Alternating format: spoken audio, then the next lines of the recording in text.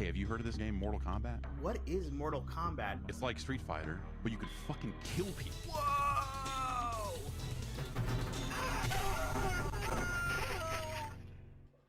The first game truly was like an expression of who we were at the time, the stuff that we consumed growing up as kids, and we just threw it all into the game. You know, there was no template to how to make the games. There was no instructions, just winging it. And I'd never done this before. I didn't know how to do it. We were just kind of making it up as we went along.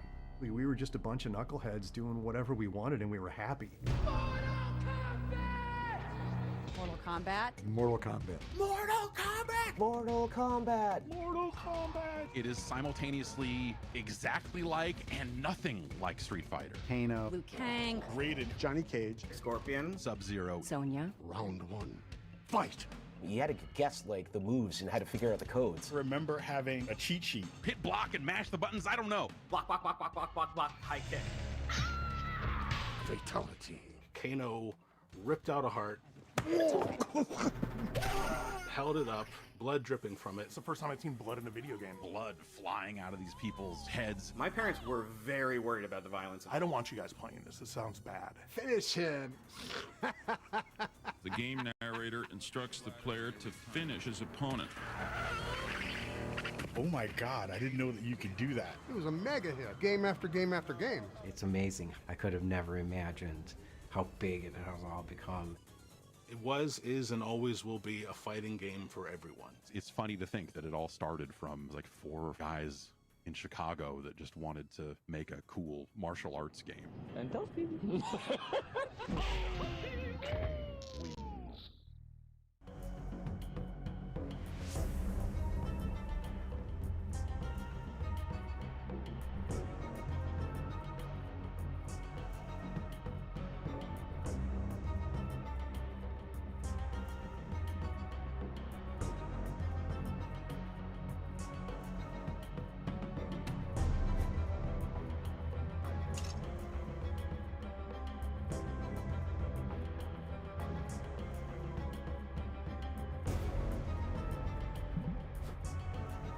My parents were both born in Dominican Republic, and they were both doctors. I'm one of 5 kids. My older brother and older sister were born in Dominican Republic, and I was the first one born in Chicago, in Rogers Park, Chicago. And my brother and sister followed, Mike Boone, who I've been working with for 20-something years now. So we spent a lot of time playing computer games. We had the old consoles. We had a Bally Astrocade. The Bally Astrocade was a video game system that had a cartridge that was basic programming.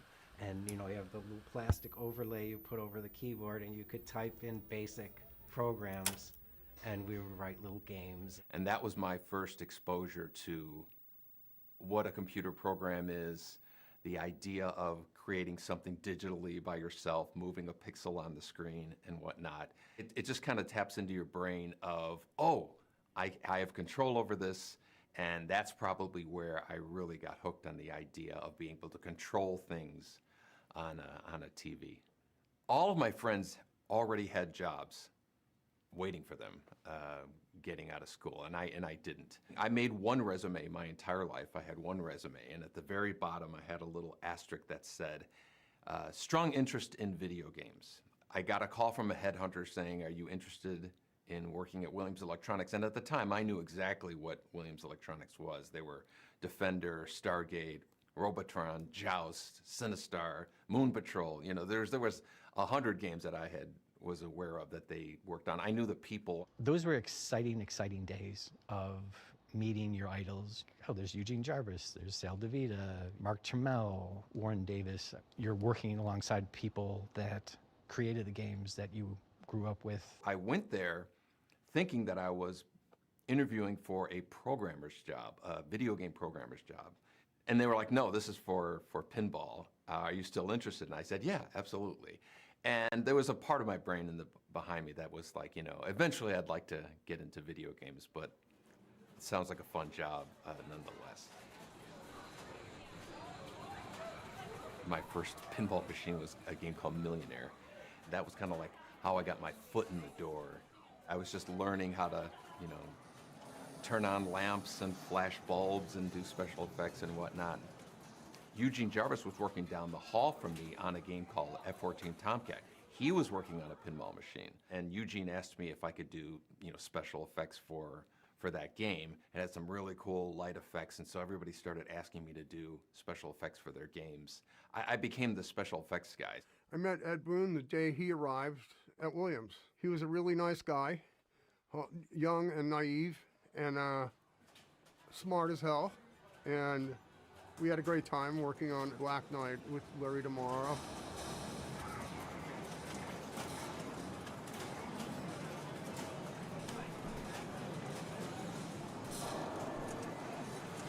Eugene had gone full-time into working on NARC.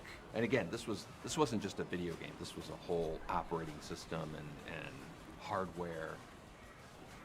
He eventually gave me a hardware system in my office while I was programming pinballs, and then on the side I would just be like making packets of dollar signs exploding that they were using in NARC when you would drop money and whatnot. And so I was just messing around with that and was really getting excited about the notion of working on video games. And at some point there was an understanding that when I was done with Black Knight, I would join the video game department to work on high-impact football with Eugene in about 1990, I would guess.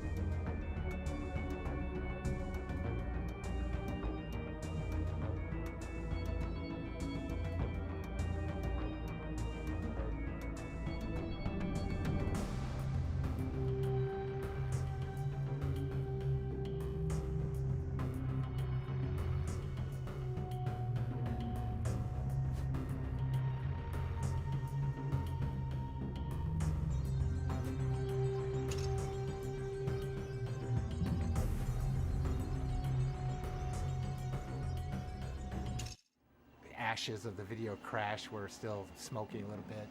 The whole industry, both console and arcade and everything, we'd been rehashing the same simple, character-based games. And as far as character art, at this era, the Japanese were really dominating things, and they had just amazing artists, and we really didn't have that resource in the U.S. And so it was, how do we compete? I was like thinking, well, why does everything have to be some kind of fantasy or men in tights or little cute characters running around the screen? Why can't we get Dirty Harry for the arcade? It's like, and by doing live action, we don't need all these animators. Technology was moving and digitization was starting to happen.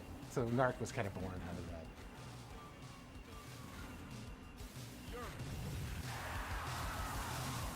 We were envisioning what is the next step. The idea of doing digitized imagery. Well, one thing is it would require more than 16 colors. The next step in our hardware design, we knew back in like 86, maybe 87, was going to be 256 colors. Pixel art is great, but Warren's tools made it possible for us to capture video and then edit that video in a way where we could select the frames very easily. Eugene wrote the operating system. I wrote the display system. It was very early, and there was only a few boards that would do this, and they were very, touchy, and there was no tools, there was no Photoshop, there was no Maya. So Warren was really instrumental in creating that pipeline We couldn't grab real time off of a videotape, but we could videotape whatever we wanted and then still frame and grab individual frames. We've got the actual image, which is thousands of colors that an Amiga can generate.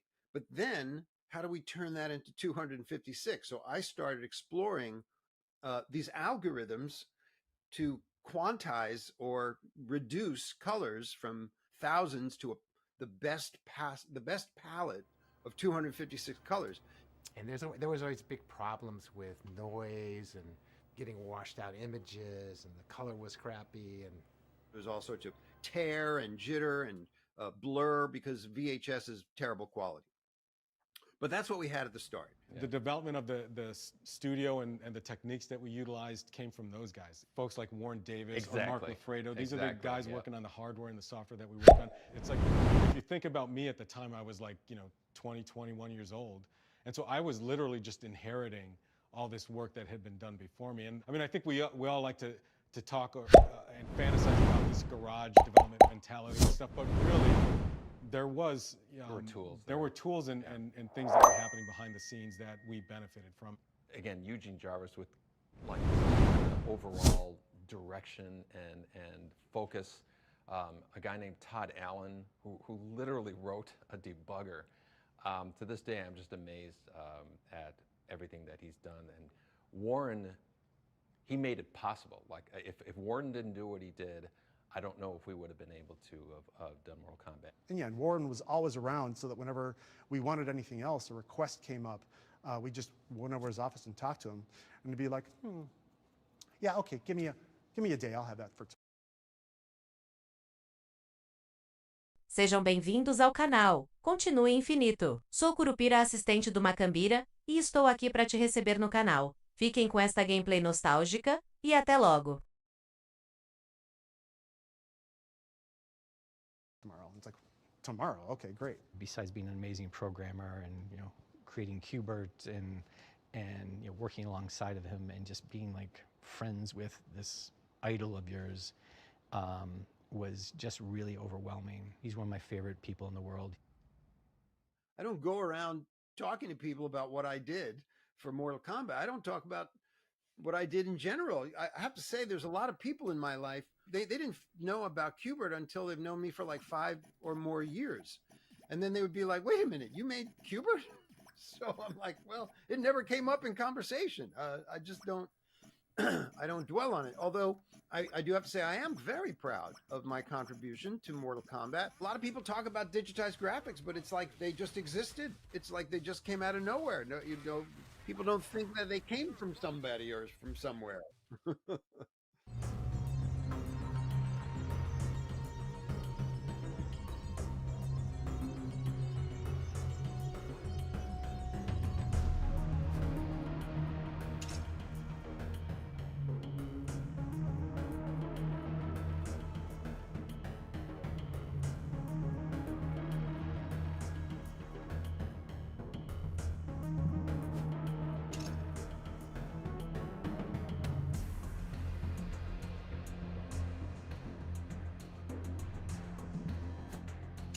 I was born and raised in Chicago. I grew up on the city's near west side, which was, I was maybe a mile and a half away from the United Center. It was a fairly rough neighborhood, but from my earliest days, I started, drawing, probably started with a crayon or something, and found myself inspired by cartoons. Anything I saw on TV, I remember Popeye was a big thing that I watched a lot. Seeing Bruce Lee on the Batman television series was a big thing for me. I didn't know who he was, and this was when I discovered, oh, he's this thing called a martial artist. That was the birth of my Kung Fu consciousness. Whenever I watched a TV show that excited me or saw a movie that excited me, the first thing I did was draw a picture and try to retell those stories as comic books. For some reason, the most difficult thing for me was to find stuff to draw on. Paper was at a premium, so whenever I could get paper, I would draw on it. I would draw on the backs of things. I'd draw on magazines, whatever I had. Paper seemed to be expensive. Growing up in the city, graffiti art was a big thing that was happening at the time, especially in the early 80s. A lot of the time, we would do stuff on the sneak. And then I think we discovered after a while, if you just knock on a door and ask, A lot of times they'll let you paint a mural on the side of their business or whatever it was. And so we did a lot of murals in the mid-late 80s. But I was a huge comic book reader, both DC and Marvel, and found a lot of inspiration from the comic book artists who were popular at the time. And so, of course, it was my dream to illustrate comic books, and eventually actually got a job doing it, and used that money to kind of pay my way through school. Most of the work I did was for a comic book called The Real Ghostbusters, based on the cartoon that was out at the time. I was still at the American Academy of Art, so I was still in college, and I was still illustrating the Ghostbusters comic book, when a friend of mine who I met at the American Academy of Art named John Vogel got a job at Williams Electronics doing pixel art for video games. He had gotten a job at Now Comics, and he wanted me to help him with Real Ghostbusters. And I was like, sure. So he got me an interview at Now Comics.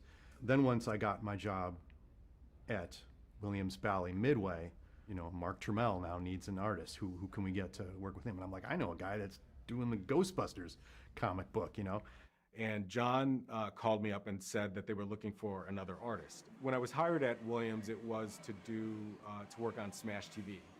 And so I interviewed with Mark, I interviewed with Eugene Jarvis. Amazing guy, amazing artist, working on Smash TV. He came up with this animation that the character, as he exploded, the eyeball came up right facing you in the face. And basically he had to, 3D rotate all this stuff. Like the man was a human 3D rendering system. The guy's a genius. So Smash TV was a lot of fun to work on, a lot of hand-drawn pixel sprites, very small graphics in terms of the character art that I was creating. I know that in the back of my mind, I still wanted to do comic book art, but I fell in love with video games and the folks that I worked with at Williams, and I knew right away that, hey, this is the place for me.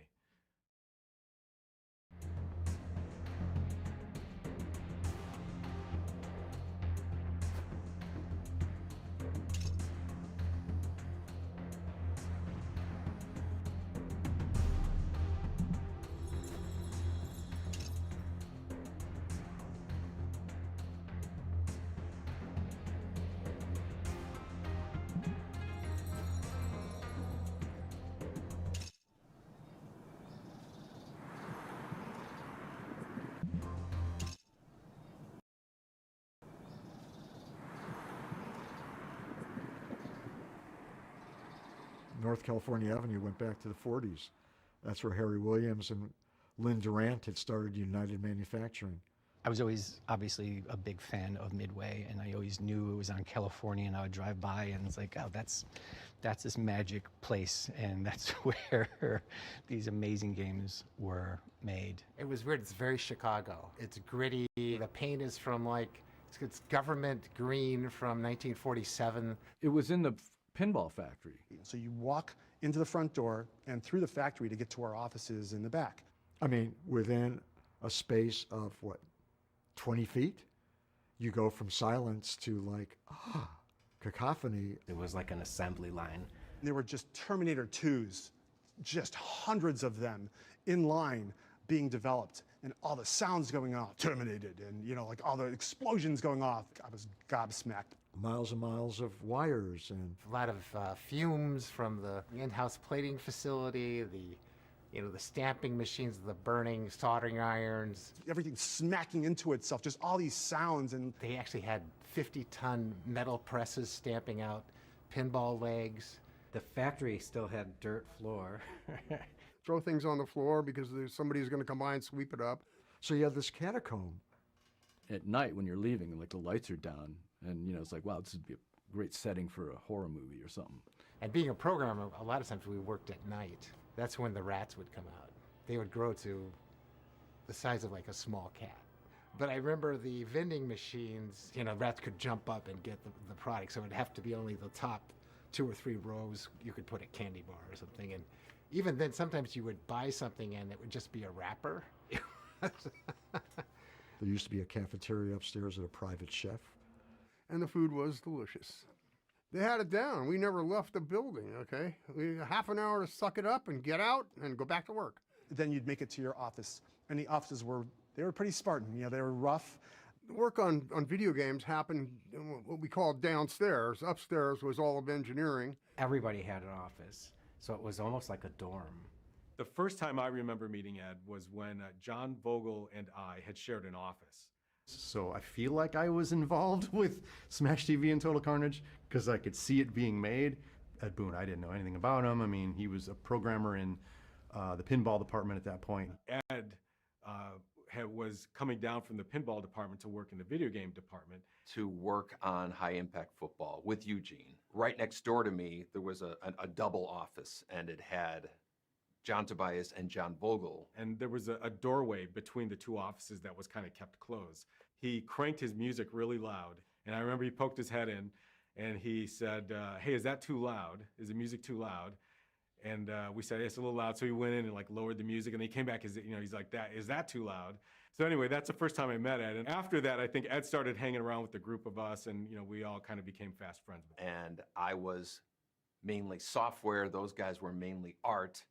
So, we had different perspectives and whatnot, just as any group of, guys in their 20s.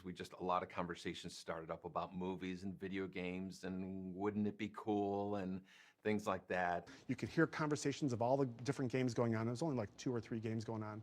And then we would all kind of like give each other ideas for stuff. It was a very collaborative environment. The environment was beautiful. Good enough to make a video game, and it didn't feel like a job. All the magic that was happening there, somehow the walls kind of absorbed all of that.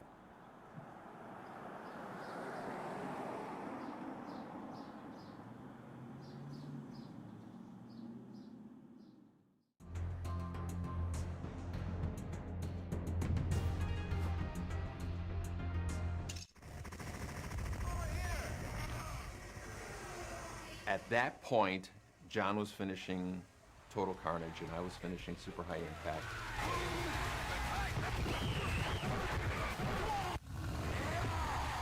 I eat quarterback for breakfast. When we started to talk about what would become Mortal Kombat, I think the initial conversation was about, hey, wouldn't it be cool to do a one-on-one fighting game? John and I were talking about a game called Street Fighter, who had really big characters. The thing that stood out for us about Street Fighter was they had really big characters on the screen. I think for me it was anything to get away from the little tiny character sprites that I had done in the last 2 games. And we were saying, how cool would it be to have our digitized characters? Street Fighter was kind of fantastical hand animation, beautiful stuff, but their vision was, let's take this photorealistic system we have now and have a photorealistic fighting game.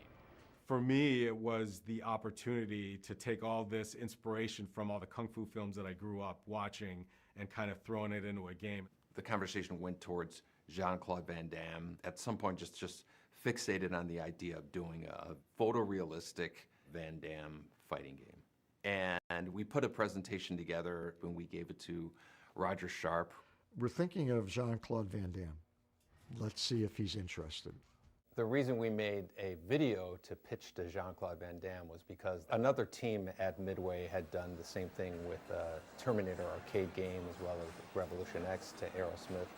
And so we decided just to go that route because they were having success with doing that. We found the movie Bloodsport, and we basically grabbed a number of frames of him just kind of getting into a fighting stance pose, and we put the power bars and we kind of mocked up what a generic fighting game screen. And again, just to give him the idea of what the game would look like, how he would be the star, and how realistic the graphics would be. And I reached out, and it wasn't a no. Whether or not things didn't happen quickly enough, I don't think that it was ever like a door closed. John and Ed thought, Roger, just forget it. Because I think we just kind of left it. So that was just kind of like the way that you would pitch an idea. But as far as to management, my recollection was that we never gave a formal presentation. Street Fighter was really big, and when we said we want to do a fighting game like this with our graphics, there wasn't much convincing that needed to be done. It was, yes, that obviously is a really cool idea. I thought it was a fantastic idea, and I knew that I had to still finish Total Carnage, and I know Ed was still working on High Impact. Touchdown! But I think that was the beginning of the conversation. Maybe our next game could be this fighting game.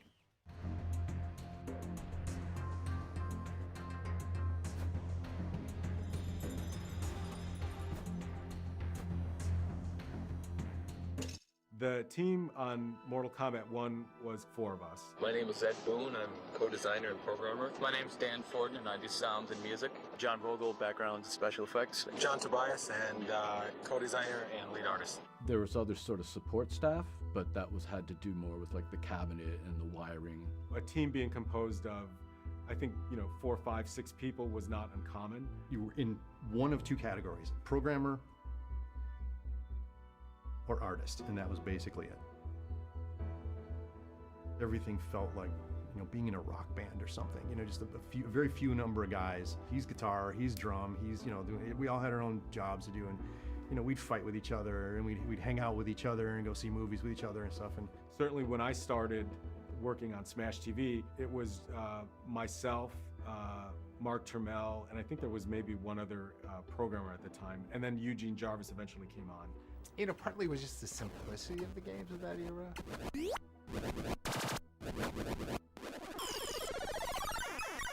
8-bit, pixel art, that a lot of the animation was just done with graph paper. Say Defender, all the animations of that game could be done in a week. A lot of people think that, somebody up high says you're going to make a fighting game and you're going to call it Mortal Kombat and it's going to look like this, and then we go, okay, and do it. That's not how it worked at all. It's a bit of the Wild West. There wasn't rules. There wasn't any, well, this is how you make a video game. Everybody made it differently. And as long as cool new stuff was showing up on your screen every once in a while, management would, peek their head in. Oh, you got fatalities going. Good job. And then they'd leave and you just continue with it. Win. It was so pure. You didn't have to, have a committee meeting every time you wanted to add a feature. And things were so loose back then. There wasn't really a workflow. It was like, hey, we need to get something done. Just do it. It was just like, yeah, let's try this out, and see if it works. And I think maybe a part of it was also that I wasn't conscious of might have been to keep costs down. I know what my salary was at the time. I don't know what Ed's salary was, but I have to believe that the development of MK in terms of the cost of us had to have been, I don't know, not much. And I remember at the end of my first year working at Midway, I was doing my taxes. My dad was helping me do my taxes. When I started at Williams, I was making $19,000 a year. He knew the hours I was putting in, and we did the math, and I was making probably $2 an hour is what I was making working at Williams, and I didn't care. I loved the work so much.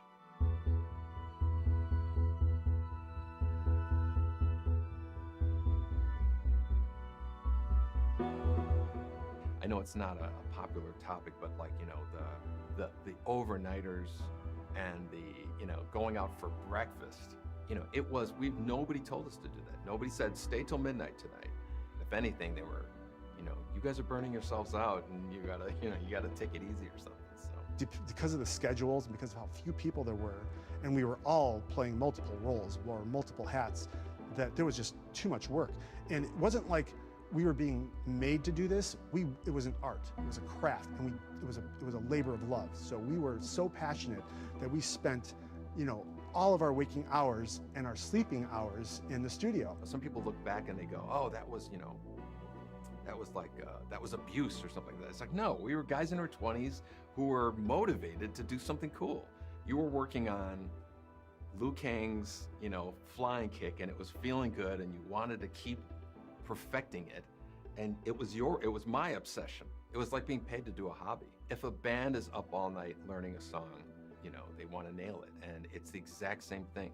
It's completely self-motivated. Back then, it was nothing but fun. It was just, working there was just hilarious.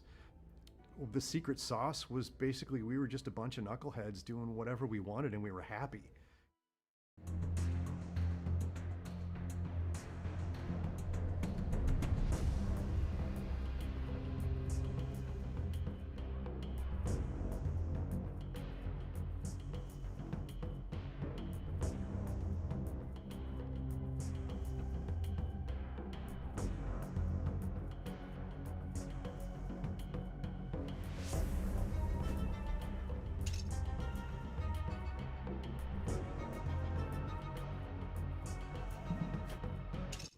My job on MK1 was basically to do backgrounds. Like John would do characters and I would do the backgrounds. Things were very simple back then, you know, like. One more time.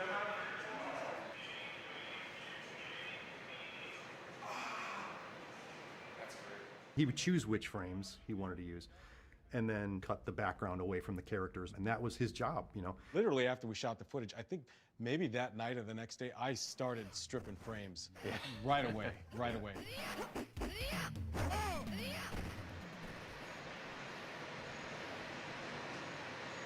did a lot of playing around with lighting. We were just sort of discovering. I think we probably taped more than we needed just to make sure that we got enough coverage. I remember after the Sonia's leg grab, having to say something along the lines of, you know, trust us, it's going to be really cool. The image was clear in my head. Sometimes we forget that it's not inside everybody's head. Okay, that's good.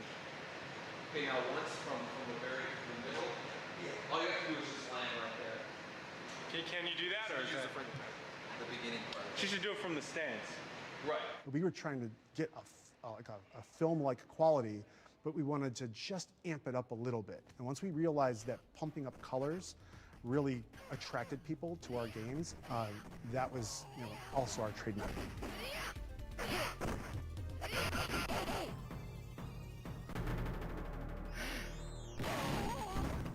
A lot of the character design that I did for Mortal Kombat was based on the limitations of the hardware.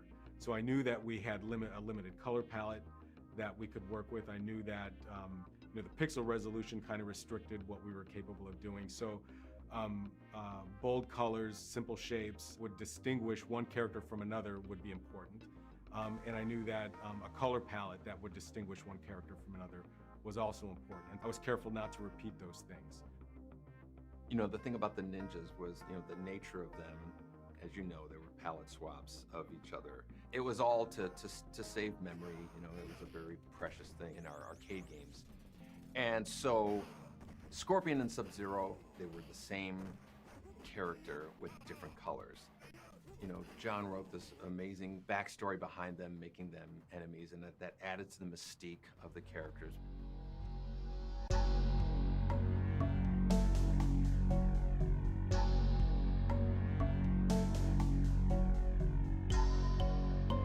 In one of the pages of my notebook, I had scribbled, okay, here are the characters and here are their archetypes. I knew that, well, we need a hero, we need a villain, we need a sidekick, we need all these things. I was a big Joseph Campbell fan. I had read his books and I was aware of the hero's journey and the character archetypes that he had sort of outlined. I thought, okay, well, if we could tell implicit story through character archetypes, the players might sort of almost subconsciously relate to the characters in a particular way. So that played a part in sort of the character choices we made. I don't recall exactly why we did some characters and not others. I know that we were limited with the number of characters we could do. A few of them I remember not using. One of them was a character called Minamoto Yoshitsune. It was based on a Japanese mythological character. And another one was called Rakuro, who was based on, I think, a Japanese mythological beasts. Those two characters didn't make it in. I think part of it was because the names became a big deal for us. It's like, you know, how does this name roll off the tongue?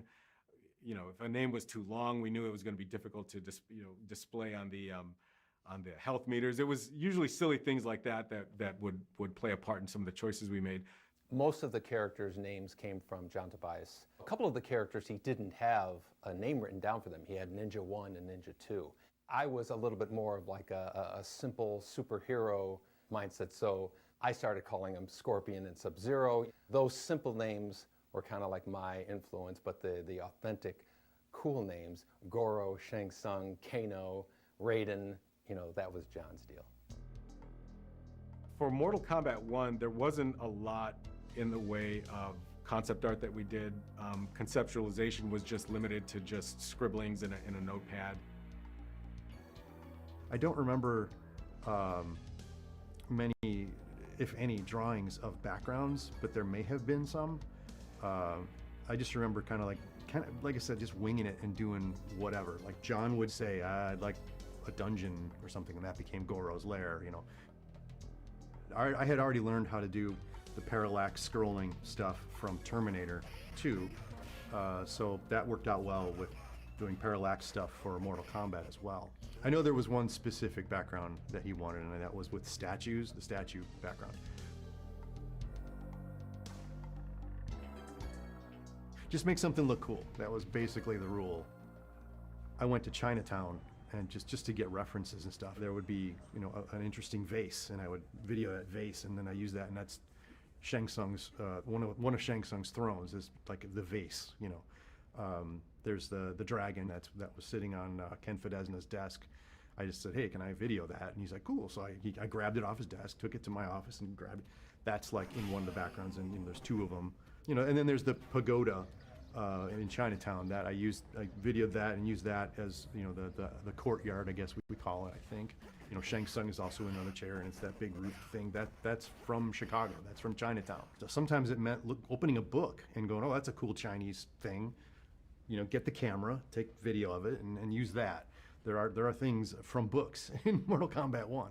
You know, I just went out and grabbed stuff. What looks cool? Kind of a guerrilla artsy sort of way. It wasn't really planned all that much back then.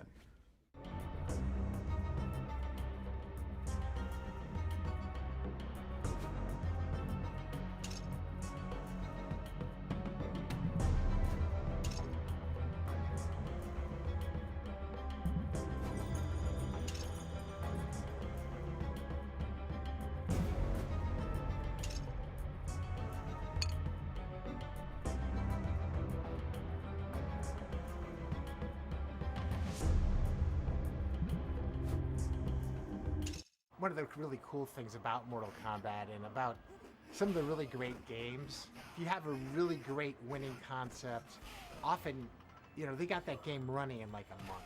A lot of modern games, it seems like they spend all their time in this graphical wilderness trying to get everything looking so cool, and then they've got like 3 weeks left to figure out what the game is. We had a very fast iteration. I would get art from John.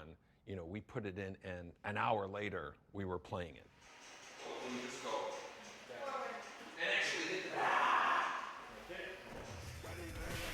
Raiden wins.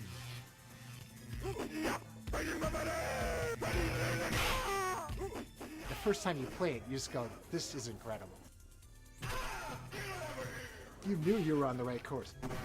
Ed was like just eager to have people in and give them feedback on stuff. A lot of times it was just, you know, you'd have someone in your office to look at something, and they go, hey, what about this? And then, you know, maybe that's a good idea. Ideas could come and be turned into reality in the same day. Yeah, basically. in fact, I remember we would record a little bit of footage. Okay, one more time. All right, that's good.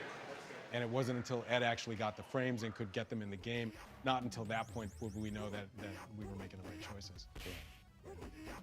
When we were making this game, Street Fighter II was the big rage, and I was a huge admirer of that game. At the same time, I felt like there was a little bit more ceiling room in terms of how outrageous you could get with the moves. We wanted characters using magic, disappearing, teleporting, doing all these kind of unpredictable things. And a lot of the moves were constructed from kind of almost like scraps. Kano's ball was from his flipping animation. Scorpion's teleport was from his jump punch animation. You know, Scorpion throwing a spear and pulling somebody in, that, you know. It was something that I remember I thought of that was just an outrageous move that wasn't seen in any other fighting game. Right, although we used to try to do the wind up and throw was usually like 5 frames maybe. Like if you went like yeah, something like that.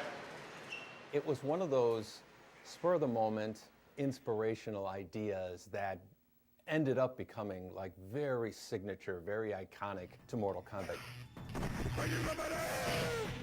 The way he was implementing them was so interesting because he uses the frames of animation, and he was, as a programmer, would move them around to do things. Like he would define like how things animated across the screen. When we did the Liu Kang flying kick, you got to stop him once he makes contact, and it'll make the impact feel like it's like it's a lot more intense and more forceful. Iterating again and again on how important it is that we get the timing of all these things correct. Other than, how John would define what the actual frames of animation were, Ed defined how things moved around. There's little nuances that are put into the game that a lot of players don't identify, but they just know that it feels good, and they're not sure why.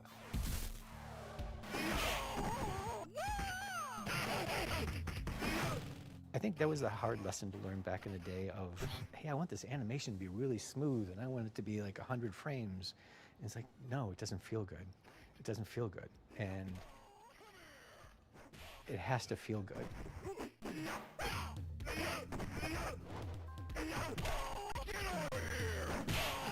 Like, it's got to have impact. Impact and drama, that's what people are going to respond to. Get over here, the uppercut was such a big, ridiculous reaction. Getting the animation of the character, launching them into the air, putting the blood on it, being knocked down, and they shake the screen. And the sound call that Dan Forden did. It's like, we need like a really big sound for a hit. It's like, okay, so I made like a really big sound for a hit. The scream of the attacker. The victim, yelling as he flies away. Put all that stuff together, it's like, boom. It's like, oh my God. I remember we were just walking around just doing uppercuts again and again and going, God, that feels so good, that feels so good. That's how people knew when something was cool in any game. People were gonna be like, holy smokes. And now you have something. And then, so that, and then the fatality.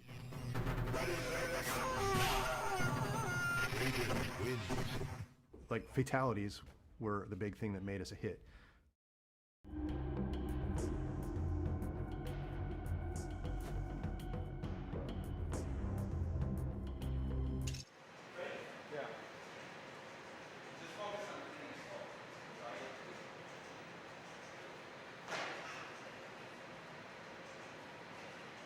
That wasn't bad, because I could use that and land it. So, something else? Yeah, let's try that one more time. Oh, how about the one that you do with the side? We're doing the side thing?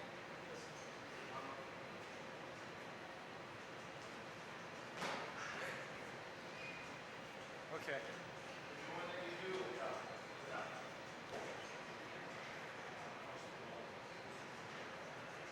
Oh my Whoa. Yeah, let's grab that again, even if we don't use it. Right, we'll use it someplace.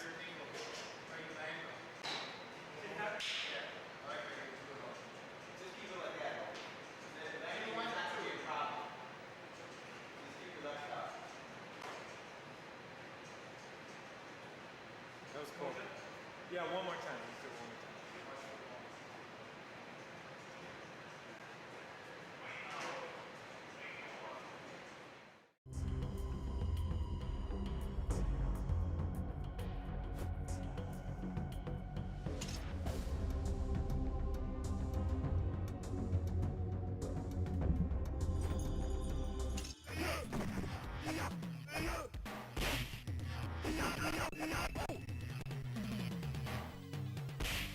Raiden wins.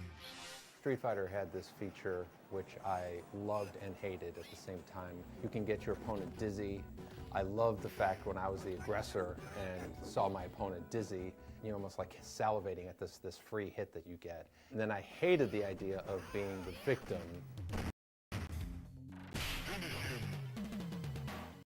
I put the dizzy feature at the end of the fight. You just get like one last hit. And everybody would do an uppercut as your kind of like payoff. Raiden wins. We had a feature that we had dropped in the game where Shang Tsung, when he would defeat you, he would take a sword out and he would like cut your head off. And we weren't going to use it because we were out of space, but we still had the animations of all the characters falling to their knees without a head. One day I just kind of piecemealed the idea of Johnny Cage uppercutting the opponent with this uppercut animation, and then using the animations of the character with his head, you know, cut off. Johnny Cage wins. Flawless victory fatality. I showed it to John, I showed it to the rest of the team, and everybody lost their mind, and we have to do this. The fact that we gave the players the ability to actually perform this kind of death blow, this kind of killing move, was really the birth of that idea. Some people were kind of like saying, I don't think we can get away with, you know, letting the player kill the other player. So we showed it to management, and they loved it. I was surprised that we could include the level of you know, blood spattering around that we did. But of course, you know, when I was working on Mortal Kombat, I had just come from Smash TV and Total Carnage. And so, you know, the levels of blood spattering around the screen wasn't new to me. From that point on, it was, okay, wasn't Smash. Of course, you know, when I was working on Mortal Kombat, I had just come from Smash TV and Total Carnage. And so, you know, the levels of blood spattering around the screen wasn't new to me. From that point on, it was, okay, now we got to think of fatalities for all the characters. Some of the later characters, we actually grabbed animations of them, you know, Kano ripping the heart out, Sonya doing the kiss of death and all that. The spine rip was a suggestion from John Tobias, referencing the movie Predator, and he said, why don't we do what they did in Predator, where you pull the head out? It's just like, it was just like, oh my God. And I remember saying, you know, I think that's probably crossing the line. We can't do it. Again, once we mocked it up, put it into the game, you know, there was no turning back. Everybody was just losing their mind. And if anything, I felt like there was a bit of encouragement coming from other folks, you know, around the office, just because of the excitement that it drew from the players. Everybody had to see this. No one had ever seen somebody removing someone's spinal cord. It's interesting. It made it so much more emotional. It's just like, you're just like, yeah, you know, it's almost like that barbaric, primal emotion, like, yeah, you know, like.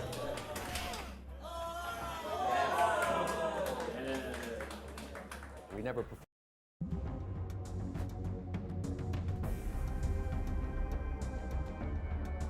Who put the K in Kombat? I did. I put the K in Kombat. I didn't come up with a name, but the K. This is my story. This is my memory, anyway. I came up with Mortal and the K instead of a C. Yeah, well, you know what's going to happen? We're going to come up with all the names. We're all going to like them, and Ed's going to hate every one of them. Why? DEFCON is overused. Where? Everywhere. I've heard that so many times. Yeah, every time you watch War Game. Ed's probably right behind me, isn't he? Like, oh, no, you didn't. I think there's different stories going on. This is my recollection. It's been 30 years. We had a bunch of words written on a grease board. We didn't have a name, so there was a bunch of possibilities, and one of them was Mortal Kombat. Combat was written, I don't know if it had a K at the time, but Steve Ritchie, he said the words, what about Mortal Kombat? They had Combat on their whiteboard, but they were all a lot younger than me, and I'm not sure they ever heard of the phrase they fought in Mortal Kombat, meaning somebody's gonna die. It is what this game is about. It's Mortal Kombat. And when he said that, you know, from my perspective, it was like, whoa, there's the name right there. But I don't remember. Do you remember where the K came from? Yeah. So yeah, what I remember was that, and then I think we went to legal with that name, Mortal Kombat, with a C, and they came back and said no, because they couldn't trademark it, because it was, I guess, a common term. I remember it was John Vogel, right, who wrote the K. Yeah, yeah. And in fact, he might have done that before that conversation with the legal department. As a joke, I was in the room with Ed, and as a joke, I changed the C to a K, and we were like laughing about it. Ha ha ha, that'd be funny, oh, it's so stupid. And then, so I said, all right, and I was putting it back to a C, and he goes, no, leave it, you know, just leave the K. And so that's my memory as how it happened. No, it was me, because the C was like, I don't know, just look cooler with the K. That's my thoughts. And then I think we went back to legal and said, what about if it has a K? And then they went away, and then they came back and said, yes, you can. If you put a K on it, we can trademark it. Actually, John Vogel's involvement does ring a bell for me. I don't think I was enamored with the K. I think I thought it was goofy. And then when the realization hit that, well, if we change it with a K, we can use Mortal Kombat, it's like, oh, damn it. We're going to give, I think Vogel was right. Yeah. So whether you hate me or love me for it, now C's are now K's.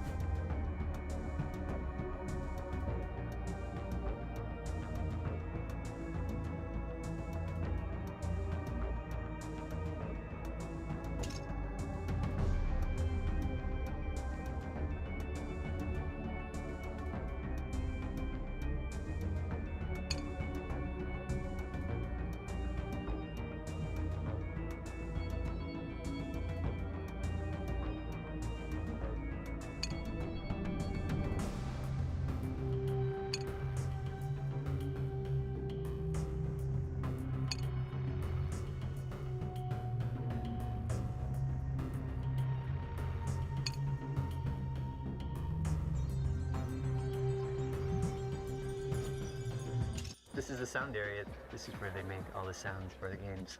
I am an audio director here at NetherRealm. The sound guy, like, gotta get the voices in. Dan shows you cool stuff every couple of days. He just comes in and you go, great, this is awesome. And he's a lot like Ed, where I just have this confidence that, he's going to go away and come back with something spectacular. That's the Johnny Cage Nut Crunch, I believe.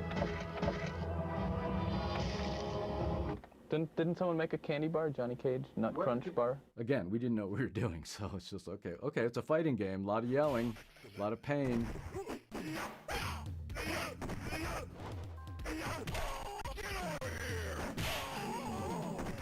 I don't think we had enough memory to record, okay, this is Scorpion's voice, this is Sub-Zero, so we just, like the men, we just mixed and matched. I think Sonya was the only female in the first one, so we had, obviously, a female voice for that, and that was hers.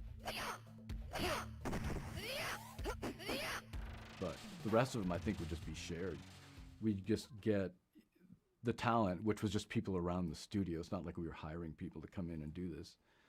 We recorded me as the announcer, as Shang Tsung. Liu Kang wins.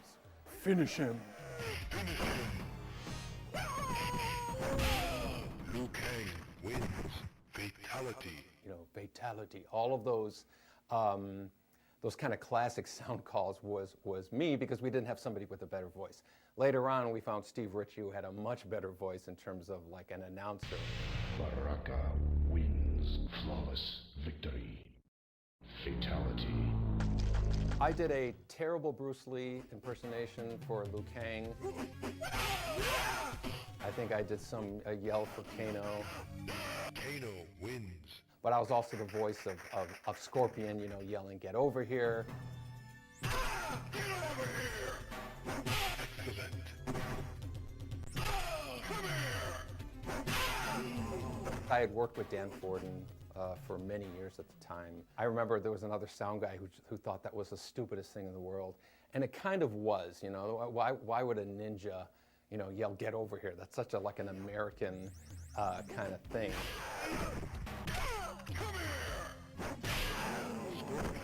Wins. The idea was, again, the outrageous presentation. We really wanted to have, just yelling and loudness in general into the game. From something that became with such silly roots and beginnings, you can't imagine Scorpion not having the get over here. Ed would get me, this is back in the days of VHS, right? He would get me a playthrough of the background that I'd be working on. These are the instruments that I have, and look at the background, trying to think of like, well, what makes sense musically for this? You try to imagine the action of playing the game and what the music's gonna do to like get you revved up. Ever since, I don't know, the 70s, early 70s even, but always liked progressive rock a lot. So a friend of mine turned me on to King Crimson in high school, and that's been like a love of mine ever since. And so there's no doubt that there's a lot of King Crimson influence in the Mortal Kombat music that I wrote over the years. Like the very first tune, it's a melody in a diminished scale, harmonized at the fifth. So that sounds like a lot of King Crimson stuff. I think they pretty much liked everything I did. I don't remember doing over too many things. Now and then there would be like, you know, maybe you should try this instead of that, and some sort of corrective feedback, but for the most part, it's just we were just kind of making it up as we went along.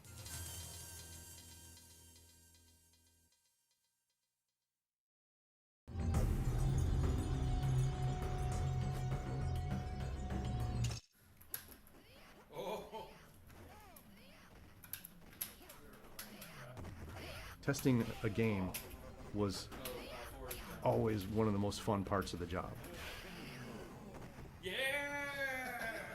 In the earliest days of Mortal Kombat development, the only place you could play the game was in Ed's office. I would play the game every day. Ed would call me in to try something out, but other people, you know, would walk by Ed's office and see what he was working on and come in and play the game. And it was very valuable feedback, because that feedback was coming from guys like Eugene and Mark Trammell and George Petro and, you know, a lot of the other developers in the office at the time. Eventually, we would put a game out in the hallway for anybody to play. And so we'd get pinball designers would come down and play the game. There were folks who worked in the factory would come back and they would play the game. And so we'd watch folks kind of play the game, and we'd take notes on sort of, you know, what the reactions were.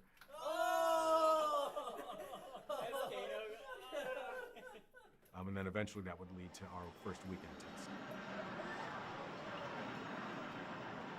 Testing the game in the arcade was such a critical part of determining what's working and what doesn't work. Being on test is like one of the best parts, one of the most exciting parts of doing an arcade game. Our first location test was a weekend test that we did, and that was done at an arcade called Times Square. It was a Friday night, so it was packed. The arcade was packed. And there was a crowd around the Street Fighter game. Street Fighter 2 was out at the time. And I just thought, there's no way these guys are coming over to play our game.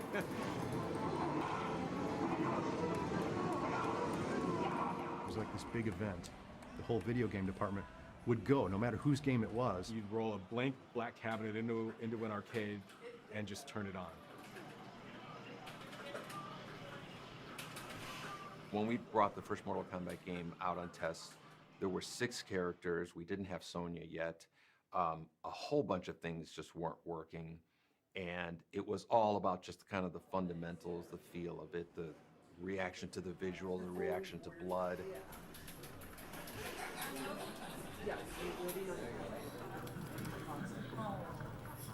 That rush, that reverie, or that destruction and devastation if something doesn't work out, you know, like, it's like, oh, we got to fix that, you know, and it hurts, you know, it feels bad. I remember watching the first player. He was one of the guys from the crowd walking over and looking at the attract mode and then dropping a token in and playing the game. And then I remember he walked over, tapped, fell on the shoulder, you know, called him over, and then the other guy came over, and then they played the game.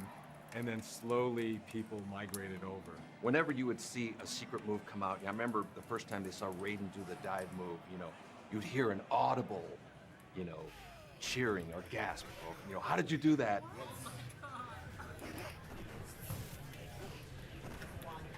Easily the most enjoyable part for me was seeing and hearing reactions from players. And at some point, Ed, I think, went in and he did a fatality. Kind of a thing, and then he walked away, you know. Like, now it's a big frenzy to figure out, like, how do you do that? How do you do that? And that's how people found out about the fatalities, assuming my memory is correct, but I believe that's how it happened. We would never perform fatalities in front of people, because then someone's going to see you do it, right? Like, we wanted to launch the game and have people discover it naturally and organically.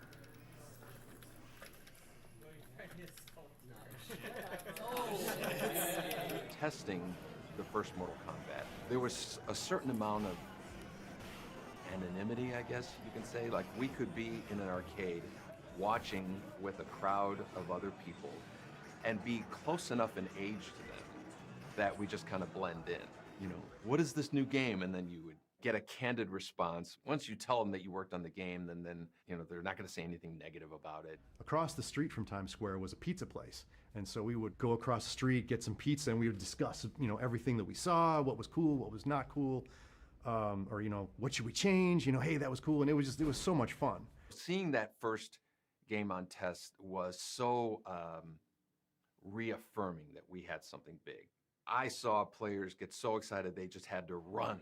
They just had to run around like in circles.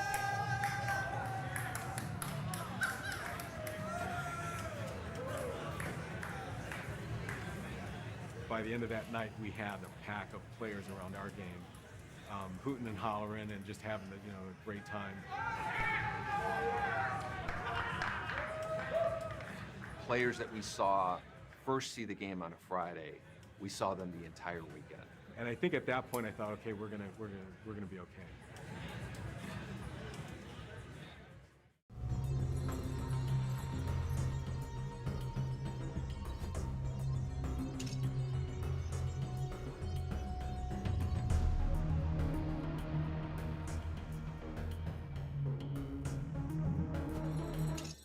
This was our first game that we were doing kind of as the leaders of the game. You know, Mark Trammell was the kind of leader of the Smash TV team, and Eugene was kind of the leader of the High Impact team, along with John Newcomer. And so this was kind of like our first solo project. I think they have complementary skill sets. We're symbiotic in a way. Certainly in the first few games, it was just like we just knew what the other person was looking for. And I don't know that we ever, I mean, if we had an argument, it certainly wasn't about the work that we were doing. We just seemed to know what the other person was looking for. They worked well because they trusted each other's talents enough to say, okay, yeah, you know what you're talking about. Ed took care of all the programming. John took care of all the art. They just had this unsaid, hey, you know, it'd be fun. Yeah, that's awesome. Let's do it. Working with Ed, one of his great strengths were just his focus, I think, and his ability to just grind and get things done. Ed, who was the sole programmer to create that game, in hindsight was incredible. For one programmer to do all those games is pretty amazing. And his door is always open. He wants to hear new ideas. He's dangerously funny, where it just busts me up at least once a day. He would just crack us up all the time, just his jokes, and he made it easy to work the long hours. John is a really good storyteller. John has a history as a comic book artist. So I think that probably contributed to his ability to tell a compact story.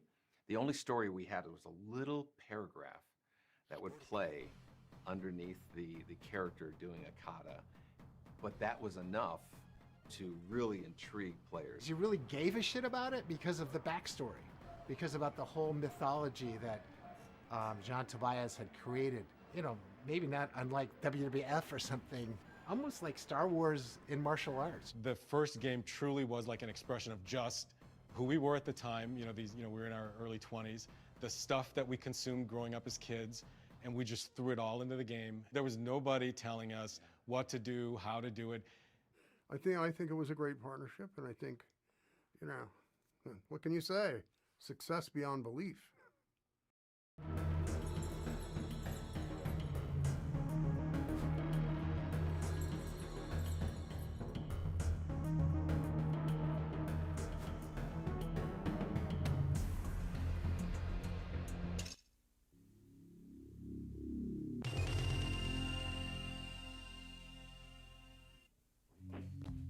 Fighting games have proven themselves to be strong collectors suitable for a wide range of locations. They embody the most attractive elements of the arcade experience, characters and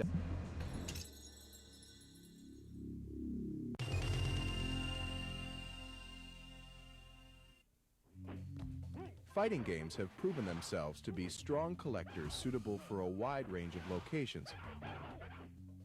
They embody the most attractive elements of the arcade experience, characters endowed with mythic powers, full player control, secret moves, and the kind of unbridled, head-to-head competition that compels repeat buy-in. Now from Midway comes Mortal Kombat. It captures the most popular elements of the fighting game and adds more control, more powerful characters, more depth, more secret moves, and advanced digitized graphics, delivering the most realistic fighting action available. Begin Mortal Kombat by choosing one of 7 characters, each boasting an arsenal of unique talents. There's Johnny Cage, the brash Hollywood movie star. Kano, thief and mercenary. Raiden, the mythical thunder god. Liu Kang, the fighting Shaolin monk. Scorpion, a ninja warrior bent on revenge. Sub-Zero, the ultimate assassin. And Sonya, U.S. Special Forces soldier.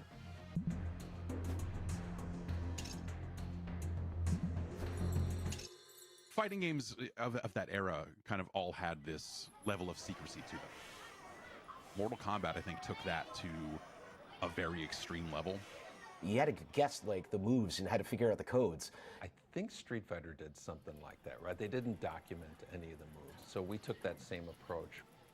I think not having a move list, there was so much to explore and you had no idea of what you were still missing.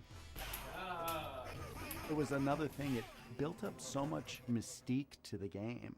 But then we kind of extended it, right, with the fatalities and whatnots.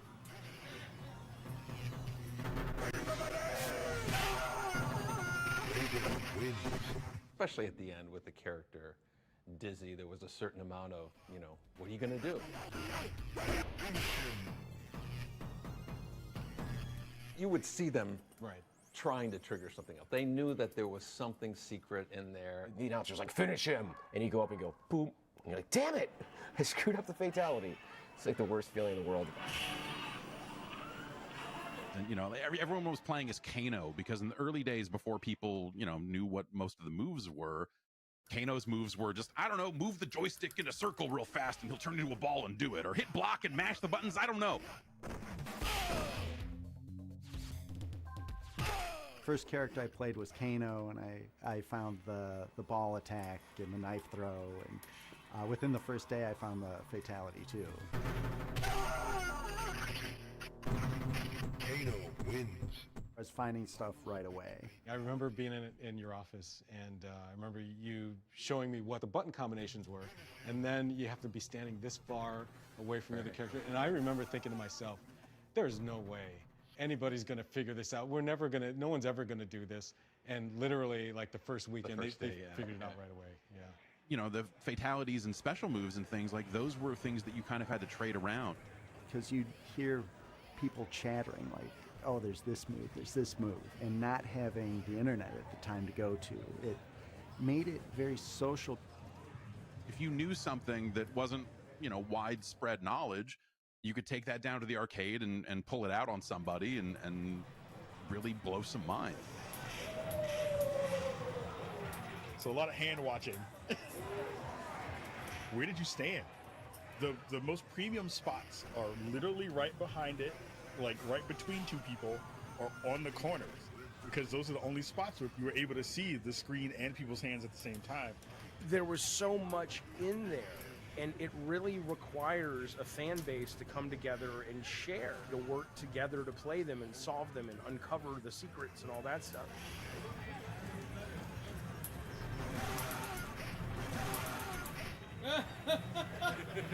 I was always obsessed with those kinds of things. I was a big fan of Street Fighter, and there was this rumor that was not true, that there was a character in there called Sheng Long. And I remember when we had started this game thinking, you know, we have to have a real secret character. And so there was a Sunday, and Scorpion was yellow, Sub-Zero was blue, and I went into the art program and tinted him green, made up these crazy rules in terms of how to find him, made him jump out occasionally and kind of tease you with his existence, put it together in one day, didn't even tell John about it, and was just kind of wondering how many people are going to pick up on this.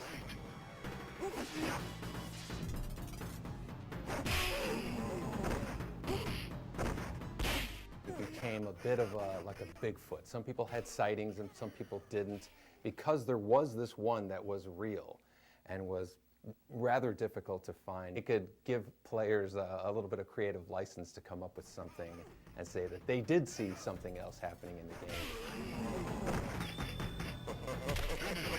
The level of secrets that happened in those first few Mortal Kombat games kind of corresponds with the rise of the internet. and people started trading around like, hey, here's a list of, I think these are fatalities. I remember going home to my dad's house, and he had internet. He had a CompuServe account. And I started just learning as much as I could.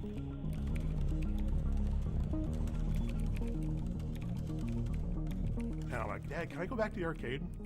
I want to try some of this stuff. I made it my mission to test all that stuff out, and that became my calling. We need to investigate. And I published my first FAQ, and it is the most inaccurate piece of junk that is available. It's shameful, but it's where I started. And then, all these urban legends about Ermac and all these other alleged characters that it's kind of like, how the kids used to say back in the day, the negative worlds in Mario Brothers and Mario could go skiing. It's that kind of the kid equivalent of water cooler conversations. People would come up with lore, Yeah, lies right. of, That's of right. I did this and that happened, and everybody's, and we just shut up. A friend of mine in high school said he was cousins with someone who filmed for the game, and that there was a secret character that they had filmed. So I put it in my FAQ, and I trusted him, and found out way later he was just messing with me. The people feeding in things that they'd want to see in the game would kind of blend in with what was really there.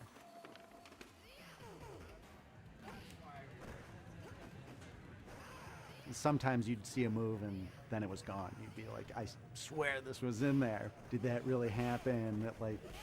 There was no way to capture it. A friend of mine, his little brother was playing the game and told me about Kano's laser beam. Yeah, that's right. And I remember telling my friend's younger brother, there's no laser beam. He's like, no, I saw it. And so I know he's mistaken with what, I don't know what he saw, but he didn't see that. This mythology was being built by the player base. I think we understood that pretty early on, and Ed, more than anybody, I think really took advantage of that and kind of messed with the players with hiding stuff in the game. Yeah, I remember somebody found one of Sonia's moves, and I foolishly changed it because I read it on a news group, thinking, yeah, I got the best of that. And they did some devious things to keep a lot of those things secret. I think there was a revision of Mortal Kombat 2 where they just arbitrarily changed all the fatalities because everyone figured them out too fast. And it's maybe the most devious and mean thing they've ever done. I remember thinking at that point, yeah, this internet thing has gotten, you can't beat it. You can't defeat it. It's just too powerful. One of the fun things about going to an arcade was, a lot of people didn't have the internet just yet. So people would show up with their copy of their FAQ. Once I was there and I saw someone with my guide, like my FAQ, and I was like, oh, where'd you get that? He's like, oh, the guy who wrote it sold it to me. And I was like, what do you mean sold it to you? I wrote it. We had a Mortal Kombat comic book that John drew, and we were the ones stuffing the envelopes, and we started writing messages to players. Sonya has a slide move, She didn't have a slide move. Within a week, I was at, it was like Galen North or something arcade, and some guy was playing Sonya, just keep trying these things. And one of the guys said, what are you looking for? And he goes, I'm looking for Sonya's slide move, Poor guy was, looking for it. But we were just adding fuel to that fire. Most of those secrets went unknown to me until much later in life when walkthroughs on YouTube became a thing. And I was like, whoa, I totally missed a lot of stuff in a lot of games. So to us, secrets were basically replay value, and that was the most important thing for us. Having more to do with the game, having more to discover, more to enjoy. We love the idea of, just this question mark over the game. What else is in there that nobody else has found? And it just made the game that much more mysterious, right?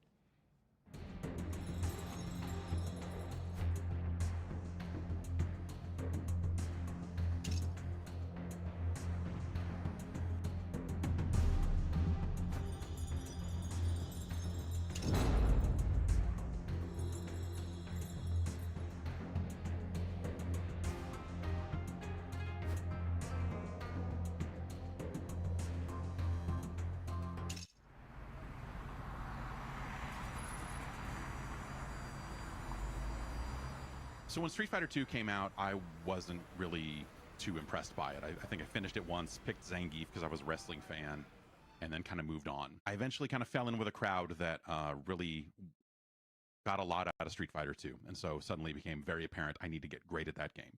One guy showed up and said, hey, have you heard of this other game, Mortal Kombat? Like, no, what is Mortal Kombat? And he said, well, it's like Street Fighter, but you can fucking kill people. Okay, well, we need to go see this game right now.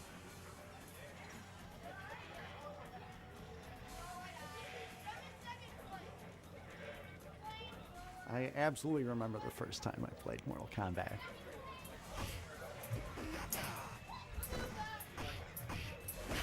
It was at Lions Family Fun, my favorite arcade. My dad would usually give my brother and me $5 each and let us run wild while he went shopping. I was at an arcade in Virginia. The Q Lounge in the Bronx, New York. It was a space that was half smoky pool hall, half arcade. He took us to an arcade 2 towns north, up to Santa Rosa. There was a place called Systems City.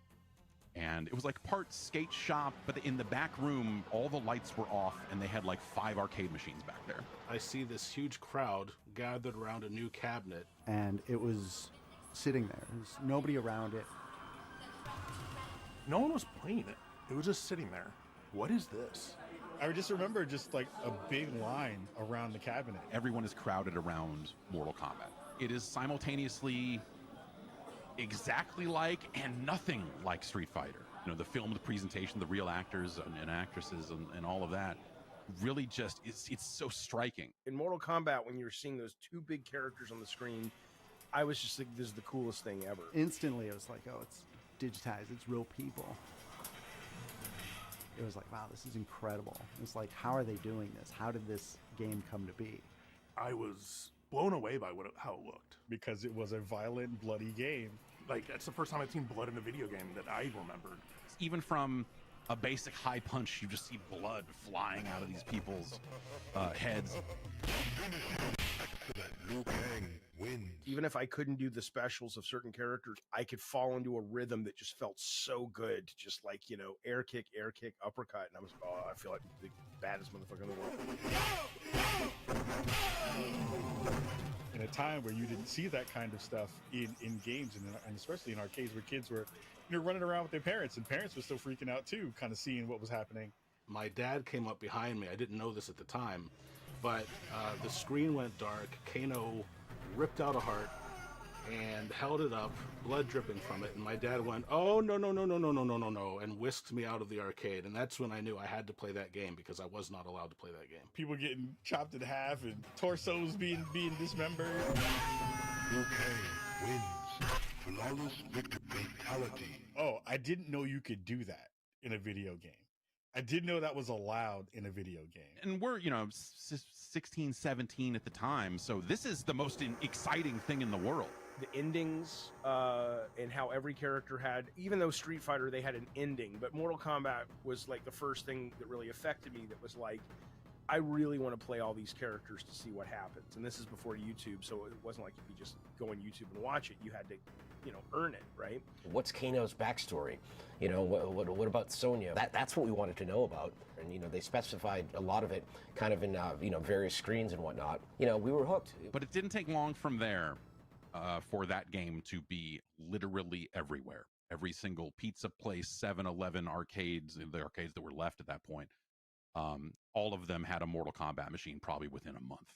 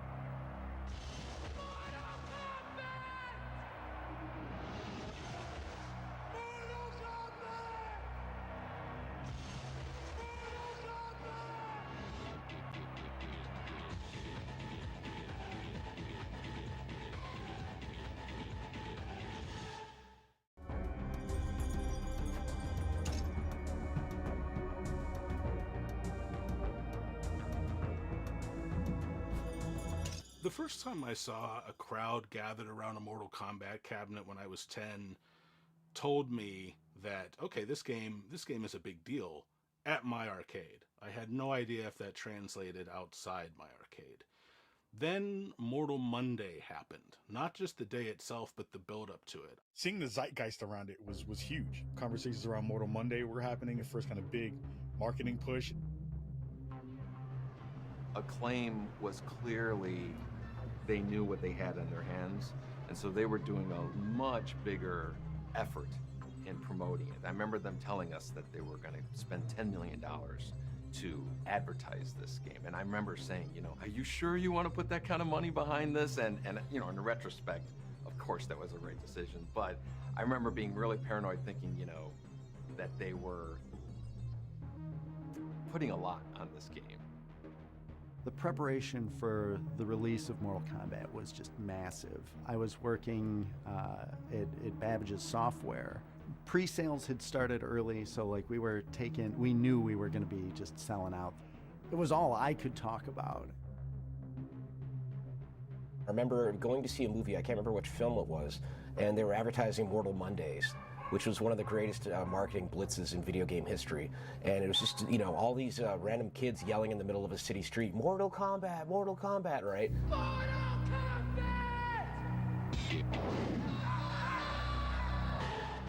That commercial with like people running down the street screaming Mortal Kombat, and they were teens, and I was a little kid, and teens are the coolest thing you could be when you're a little kid. You don't have to show screenshots or anything else necessarily. Everybody knew. All you have to do is just have somebody out in the middle of the street just putting up his arm saying Mortal Kombat. It's almost like, hi, it's here. It sells itself.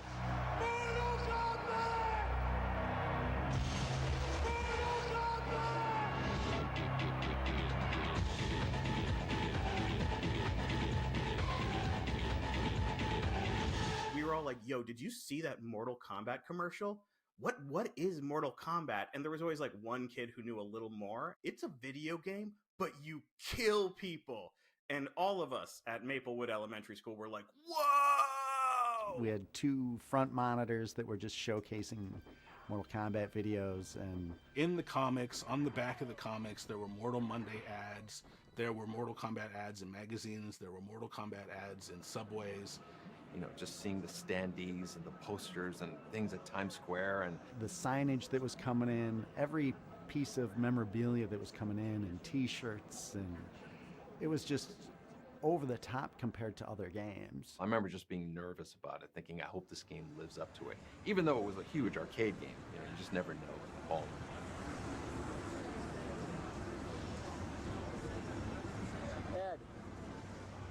It was insane. There was a giant line, and it was just so exciting. That's when I realized, like, this is actually a bigger deal than maybe any video game that's come before it. Mortal Kombat became a pillar of popular culture within 12 months. It was, I think, the fastest a video game had ever exploded to date. Nothing could prepare you for it. It was, it was just insane.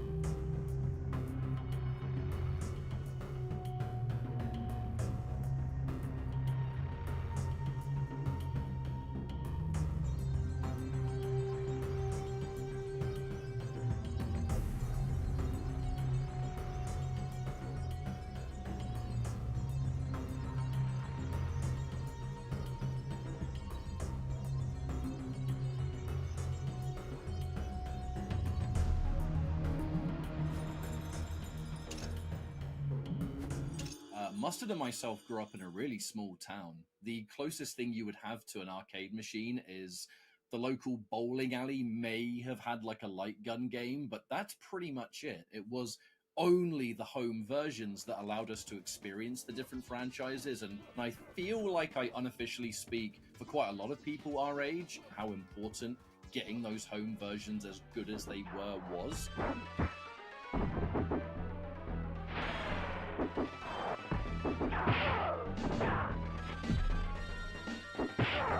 So that the rest of us could still experience it in different parts of the world that arcades weren't as common, especially those small towns. Which side was I on in the home versions? There's only one side. Like, what do you know, it's just the Genesis version. There's only one version of the game.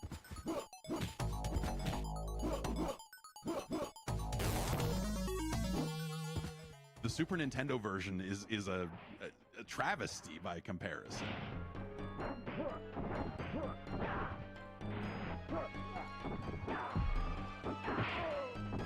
I actually thought that even though the Genesis was a little behind graphically than the Super Nintendo, I liked the grittier look of the Genesis version. It really felt kind of down and dirty the way Mortal Kombat should. I mean, also the Genesis version had the blood code.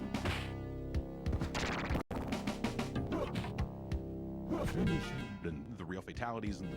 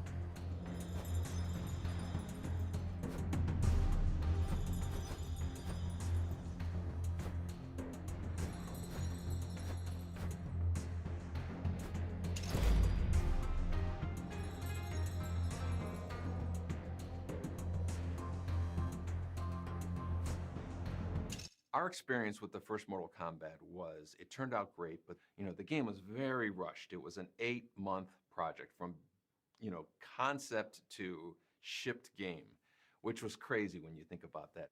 Certainly in my head, there was 10 things that I would have done differently. Shortly after Mortal Kombat 1, Ed and I started to think about what do we want to do next. And one idea we had was we wanted to do a Star Wars game. Ken Fedesna came down, and I remember us talking excitedly about Star Wars. And Ken's response was, Star Wars, what are you guys talking about with this Star Wars, business? You guys got to do a sequel to this game. And so that was the first time that I thought, oh, okay, I guess, we're signed up for a sequel. So new hardware came, new tools came. Warren Davis and all these guys, Todd Allen, everybody was like working on tools to make things better, and we just inherited that.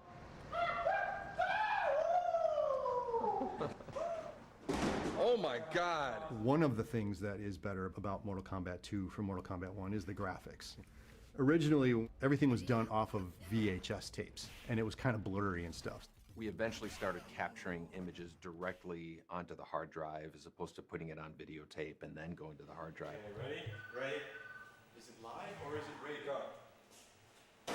That was good. That allowed us to knock out that losty videotape format that would bleed onto everything. It just became a more efficient process, a cleaner image for sure.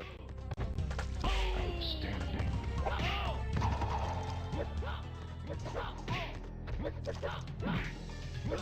We added much better kind of combo system that was going. Jax wins. You could turn around and kick.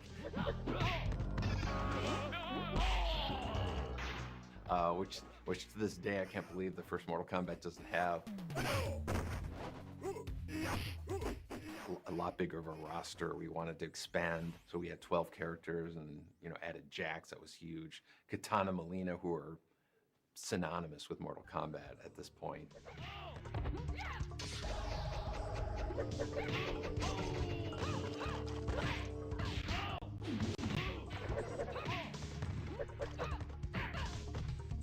One of the reasons I know that we swapped Sonya for Katana Melina was because of their masks.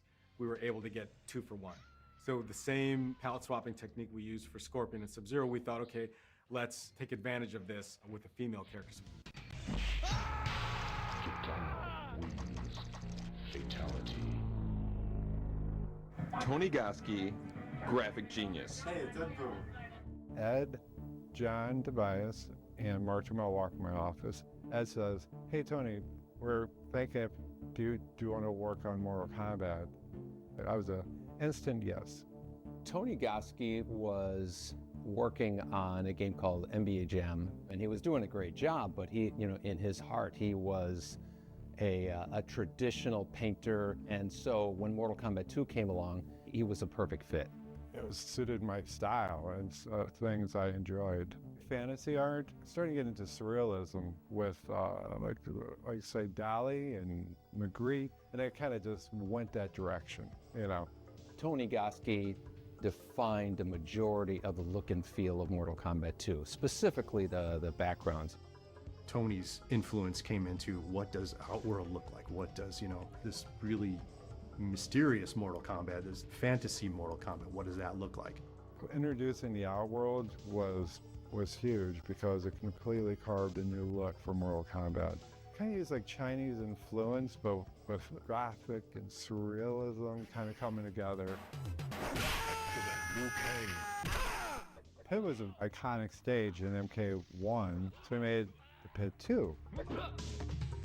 The person, dun dun dun, gets hit, and it would do what we would call a camera cut now, but it would just do a top view of the person doing like this, and the background would scale up, and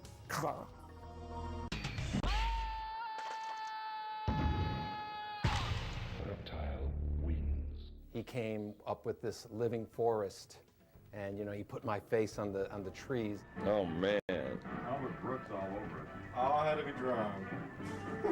No digitizing for Tony. What? I did digitize the tree and Ed's face. We would digitize that, and then I would draw on top of it the bark and everything to make it look like a tree.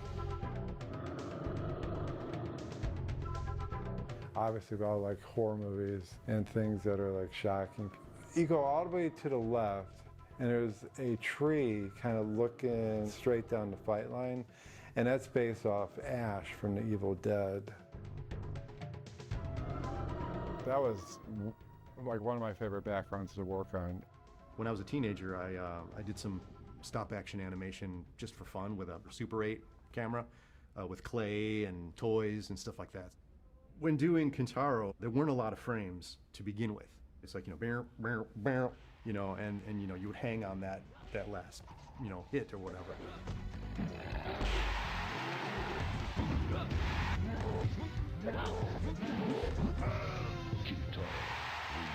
I would sort of try to mimic what John was doing with main characters as I was doing Kintaro.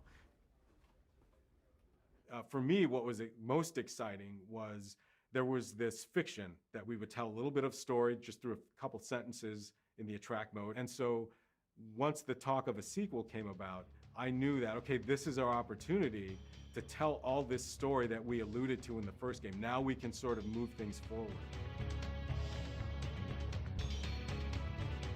So it was just, we're so young. It was just like, cool, we're gonna do a number 2. Okay. And that's about my thought process, cool, I still have a job.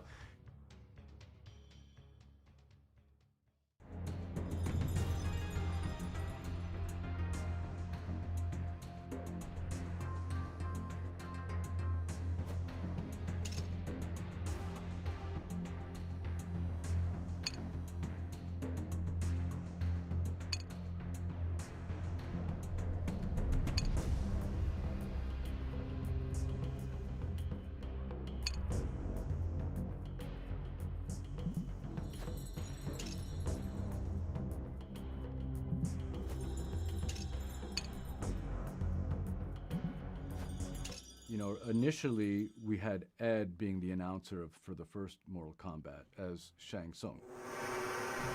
Kano. Scorpion. Fight. Select.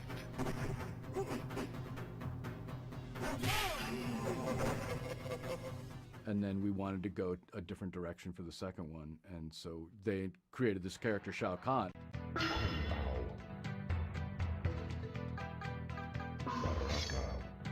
Round one, fight. And I'm sure everyone's like, oh yeah, that's gonna be Steve. You know? It's high impact football. Fire, power, 1, 2, enemy destroyed. I am the Black Knight. Voice work in games, I loved it. I loved doing it. If they wanted me, I was there. If you want a dude with a heavy, deep voice, then you could pitch it down some more and make it sound super basso profundo.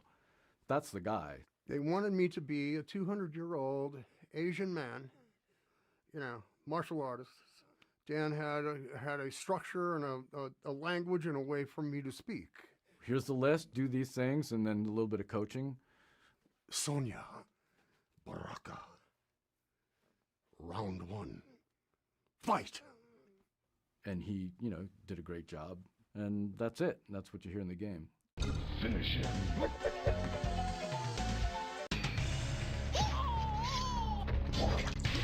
Baraka wins. Flawless victory. Fatality.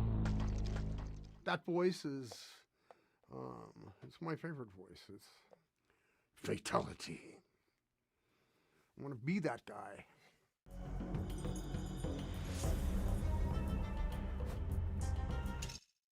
So Ed and I, we worked on these games, and we really liked playing super high impact. There was a machine in the hallway in the back, and we'd go there, have a game or two.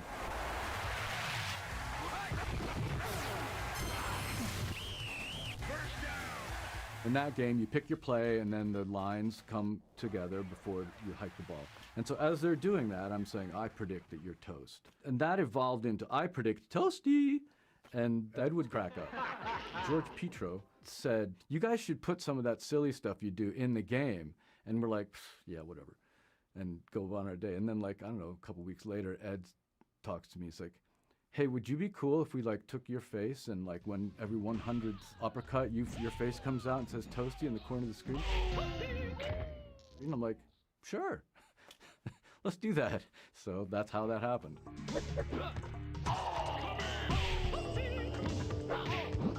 Silliness, right? It's good to have a little bit of silliness.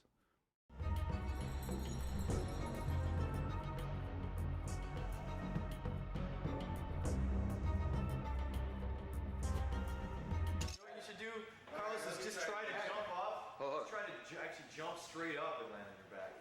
I can do that, but I need to make the other way. Is it Elvis? Is it? Okay, ready? Ready? Is it live or is it ready to go? That was good. That was much better.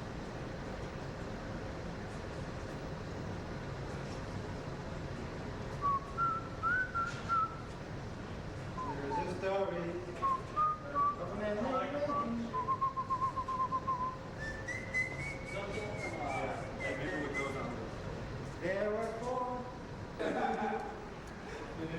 Hey, Tony, what did you do in Turtles 3? You just played Hey, you know I saw the trailer for that yesterday? Yeah, you're the one that told me about that. They interviewed him on and stuff like that. Yeah.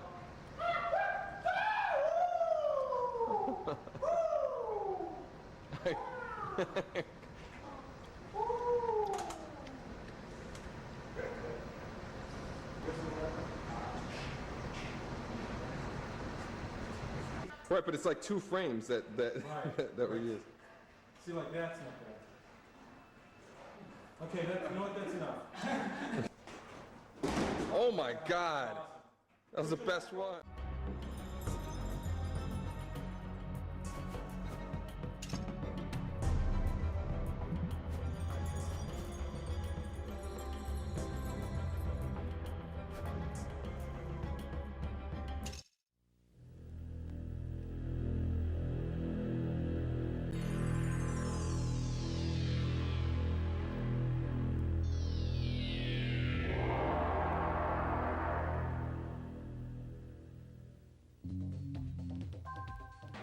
Once in a lifetime, a game comes along that transcends our industry. The theme connects with something deep inside us and embeds itself firmly in the popular culture.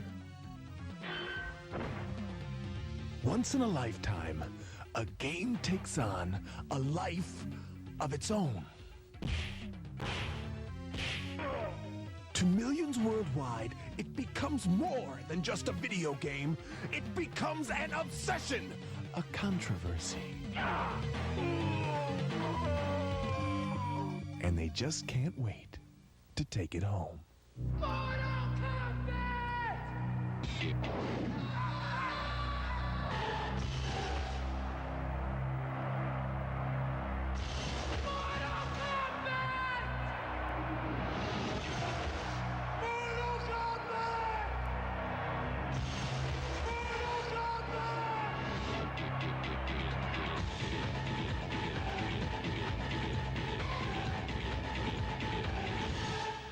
We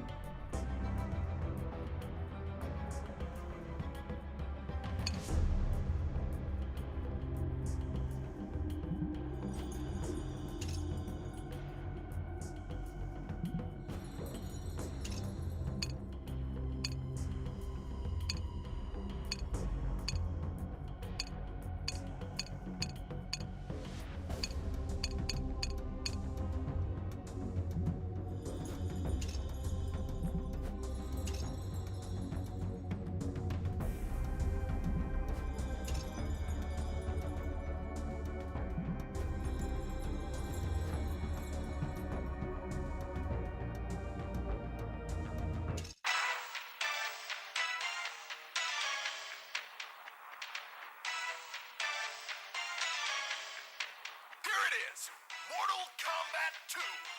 More characters, 3 times more images, more secret moves. The coolest thing about Mortal Kombat 2 is I didn't know it was coming out. I knew it was probably being worked on, and there were just rumors floating about. I never even thought of a sequel. I was so fixated on the first game. I had no idea. Nobody at my school had mentioned it. It wasn't until I walked into it was an arcade called Uncle Bob's, and there it was already.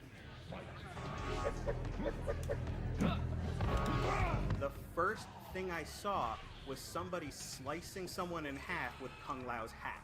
And I remember being like, what? There's a Mortal Kombat 2, and it is crazy! A friend came running into band class one day and said, oh, there's a Mortal Kombat 2. I saw this new character. He's a monster. He's got knives for hands.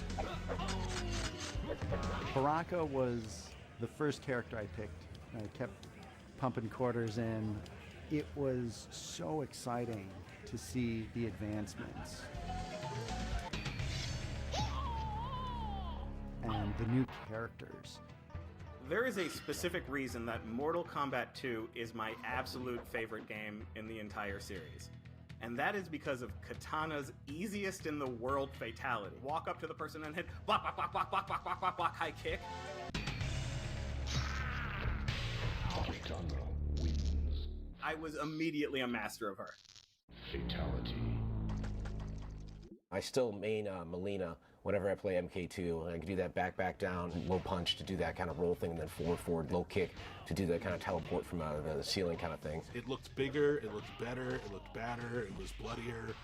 The animation was more fluid. It looked like a comic book, and that's not something I ever thought I would ever want from a Mortal Kombat game.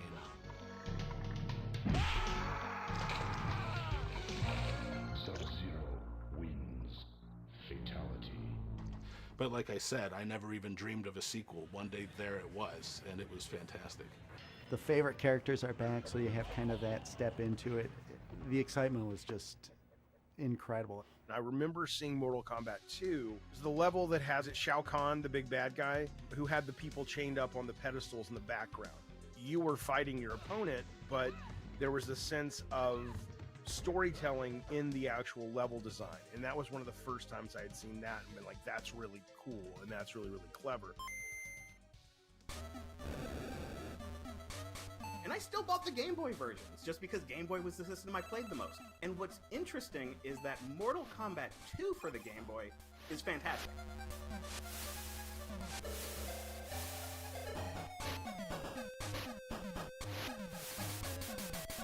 It is an amazing fighting game port. It's an amazing fighting game for a portable system with no power.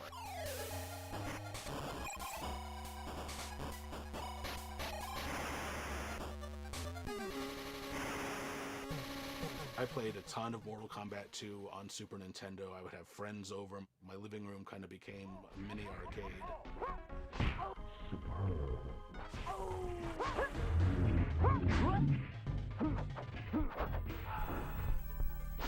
All the blood and gore was there, and it was fantastic. Fatality. It felt pretty darn close to arcade perfect. So haha, that time Nintendo came out on top.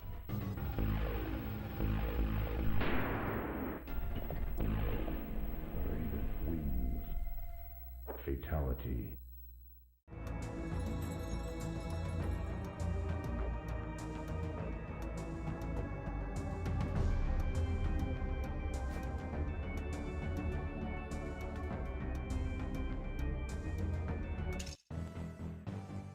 I got put on as a lead on the second one, and that's where we really made the right decisions, which was nice.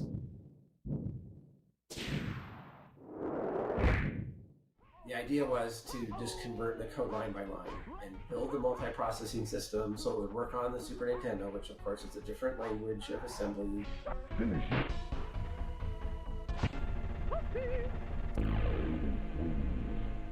We, I think, started, is November, somewhere like that, in 1993.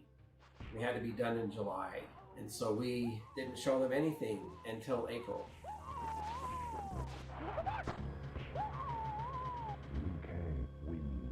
We just got our first pass of Mortal Kombat 2 for the SNES. Wow. The entire video department here at Midway is absolutely blown away at how well you have matched the feel of our arcade version on Mortal Kombat 2. We can already see that this will be the version to have, as the graphics and gameplay are awesome. So we just continued down that road, got the game done on time, and it scored really high. I had some magazines, I gave it 5 stars, and it was a nice project. I did think that it was done a lot better. They could ship a game that was more like the arcade, as much as we could get it anyway. Put the rating on it and not have to have green blood.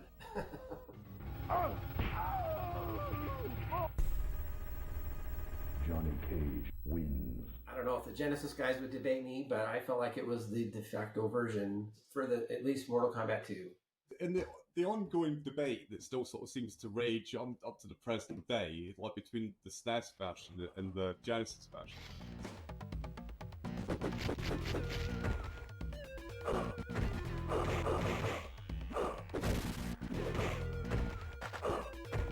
SNES version is perceived as being like the winner, it's the better version.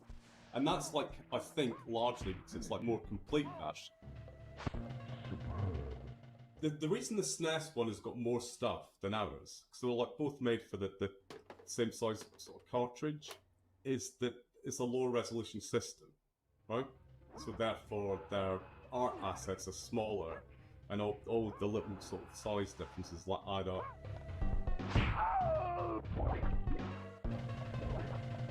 Jax wins. You end up with space for fatality. Fatality. The fact that the speech samples are missing, that's the thing that like kind of stands out to me.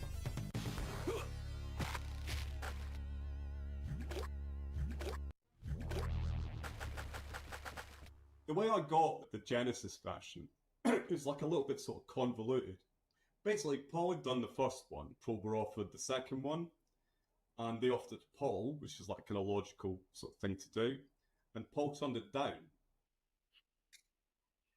Idiocy, stupidity. At the time I was offered it, I did think that actually MK2 wouldn't ever come out, that it would be banned. There was a bunch of people in the studio kind of talking about violence and talking about this game, and so I didn't particularly want to spend all that effort on a game that then got banned.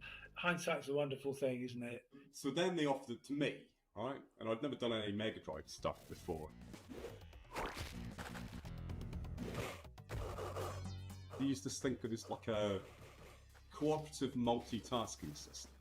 It's the first time I'd ever like kind of come across it, and like once I like kind of understood it properly, I loved it. I thought it was fantastic. Basically, I ripped it off. But every game that I wrote subsequent to that, I used that system.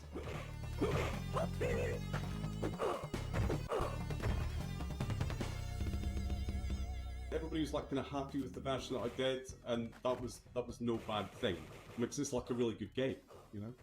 Hard to mess it up.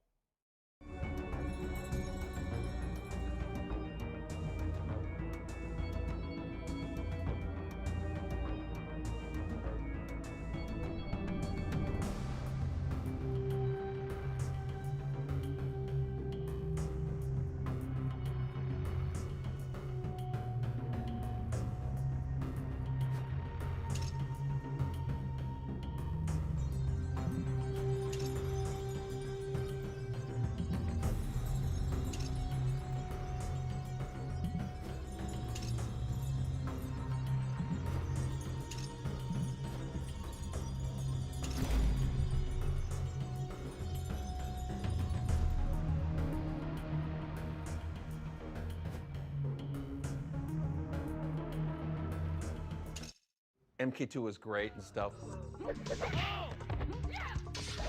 but I really didn't want us to just do the same game with prettier graphics.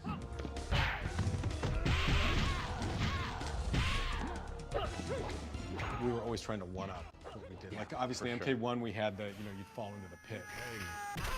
And that was great. It was always asking the question, well, what can we do next?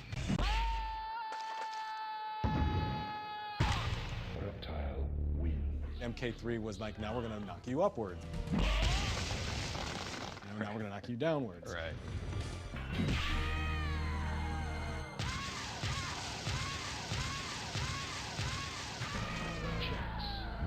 Certainly the visual qualities of the backgrounds changed over time quite significantly. As the story took it, MK3 was based more on Earth.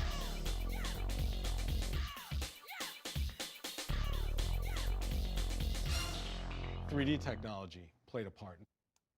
I had been learning how to sculpt things in 3D. I created what became the subway, and I showed Ed, I'm like, hey, we could actually just, instead of like going out and videoing stuff and getting things out of books or whatever, or even just drawing them, we could actually build them in 3D with correct lighting and stuff like that. And it could even help us do the parallaxing if we wanted it to. He was like, yeah, that's pretty cool. Let's go that route. So a lot of the backgrounds, I would kind of build them in 3D, and then Tony would take that and draw on it and dress them up, make them look better from there. There's a look that's missing. It looked kind of too plastic and toyish and simple, but it was great for a starting point. We would always touch up over it. That would give it its clean look. And one of the backgrounds that we started with 3D was the Soul Chamber. I always like a star in the background. And I just put the name Sonato for the soul was inside the mouth, and I drew that in deluxe paint, frame by frame. I did a drawing of this in 3D just so you can make it any size and any lighting, any angle you wanted. This is it's just ornamental, it's just like kind of a really neat background thing. We would always in Mortal Kombat put in names, our names, hidden somewhere sometimes. And mainly it was the graveyard. I'm sure that I probably designed in 3D the tombstones, and Tony probably drew in our names. A lot of that grass, and maybe even putting the background in there, like the sky and stuff. Dave Mikicic joined our team, and he knew about Photoshop. We hadn't heard about Photoshop. Photoshop was new. He took that city scene with Shao Kahn's fortress in the distance. What I gave was kind of stale. It was very stark. He added like haze and all kinds of cool atmosphere with Photoshop. We started using Photoshop a lot after that. Once we get the digitized image, it's a lot like painting. And right now we're going through a process where we sort of filter the images through we'll grab the image, and Steve Moran will start and do some Photoshop on the guy, and then we'll hand him over to Tony, who does some touch-up. And then it gets passed over to me, and then I do some of this more detailed touch-up, and then I give it back to Steve, and he kind of separates the different colors and creates the different palettes, and then we give it back to Tony, and he does the final touch-up and stuff and gets it ready for the game. I'm working on a friendship move for Shigoro character, and that's her tentative name. She didn't have a real name yet. The move is she's gonna turn around and she's gonna pull out sort of plates and little sticks, and she spins the plates and the sticks and balances them on her hand, and she does this with her back towards you. I remember wanting the characters to be a little bit smaller. The reason I wanted them a little smaller was so they can have more lateral motion to run. I remember having that conversation in Ed's office because my first reaction was, wait, we should be getting bigger. It's Right. like, what do you mean smaller, you know? The hardware, we can push more stuff, and we should be making them bigger. But it didn't last long. I think once the run button was in, you saw right away the value of the sprinting. Round one, fight!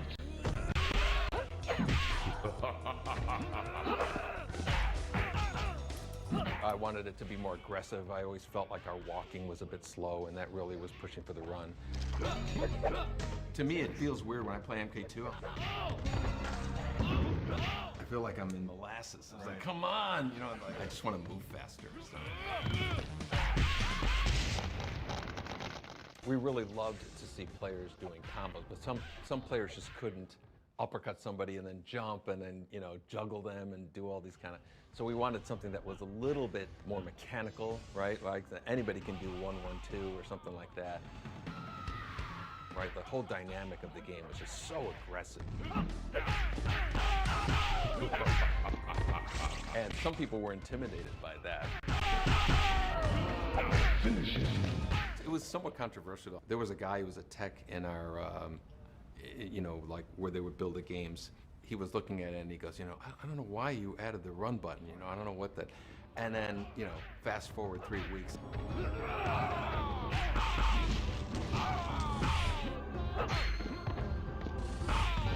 Nightwolf wins. He actually came by and said, you know, yeah, I don't know what I was thinking, man. That thing was cool.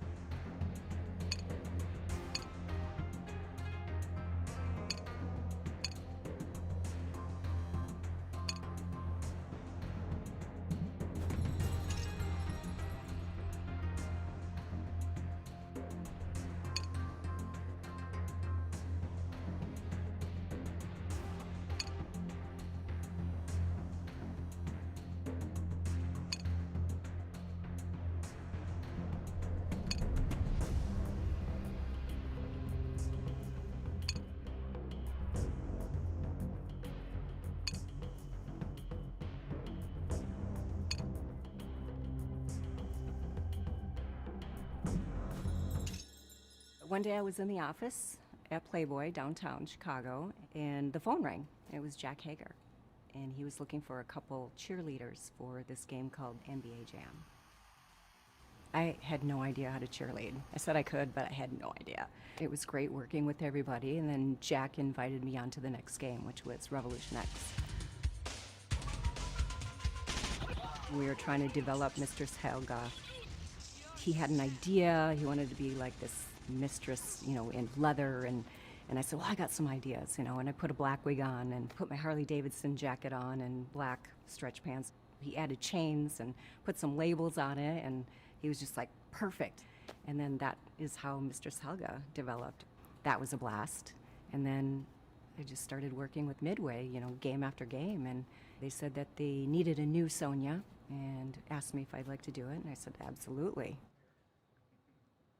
I think John one time was just walking by me in a hallway. He's like, "Hey Sal, you feel like being a character for Mortal Kombat 3?" And I'm like, "Yeah, sure."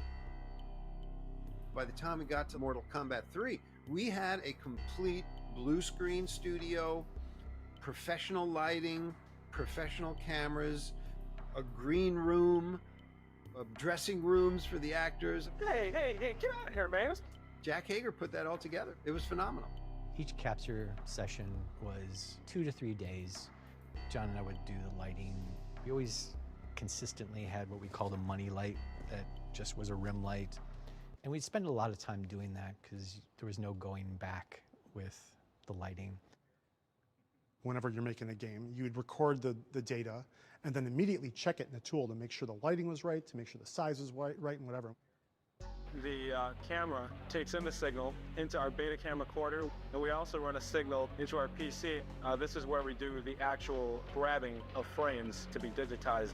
We're able to click through frame by frame, delete the frames we don't want, keep the frames that we do like. Once you had all that set, then you could start kind of rolling into the actual moves and then forget about the technical side of it. When we started filming a character, we'd get into work probably roughly around 10 o'clock, and usually the whole filming process takes all day.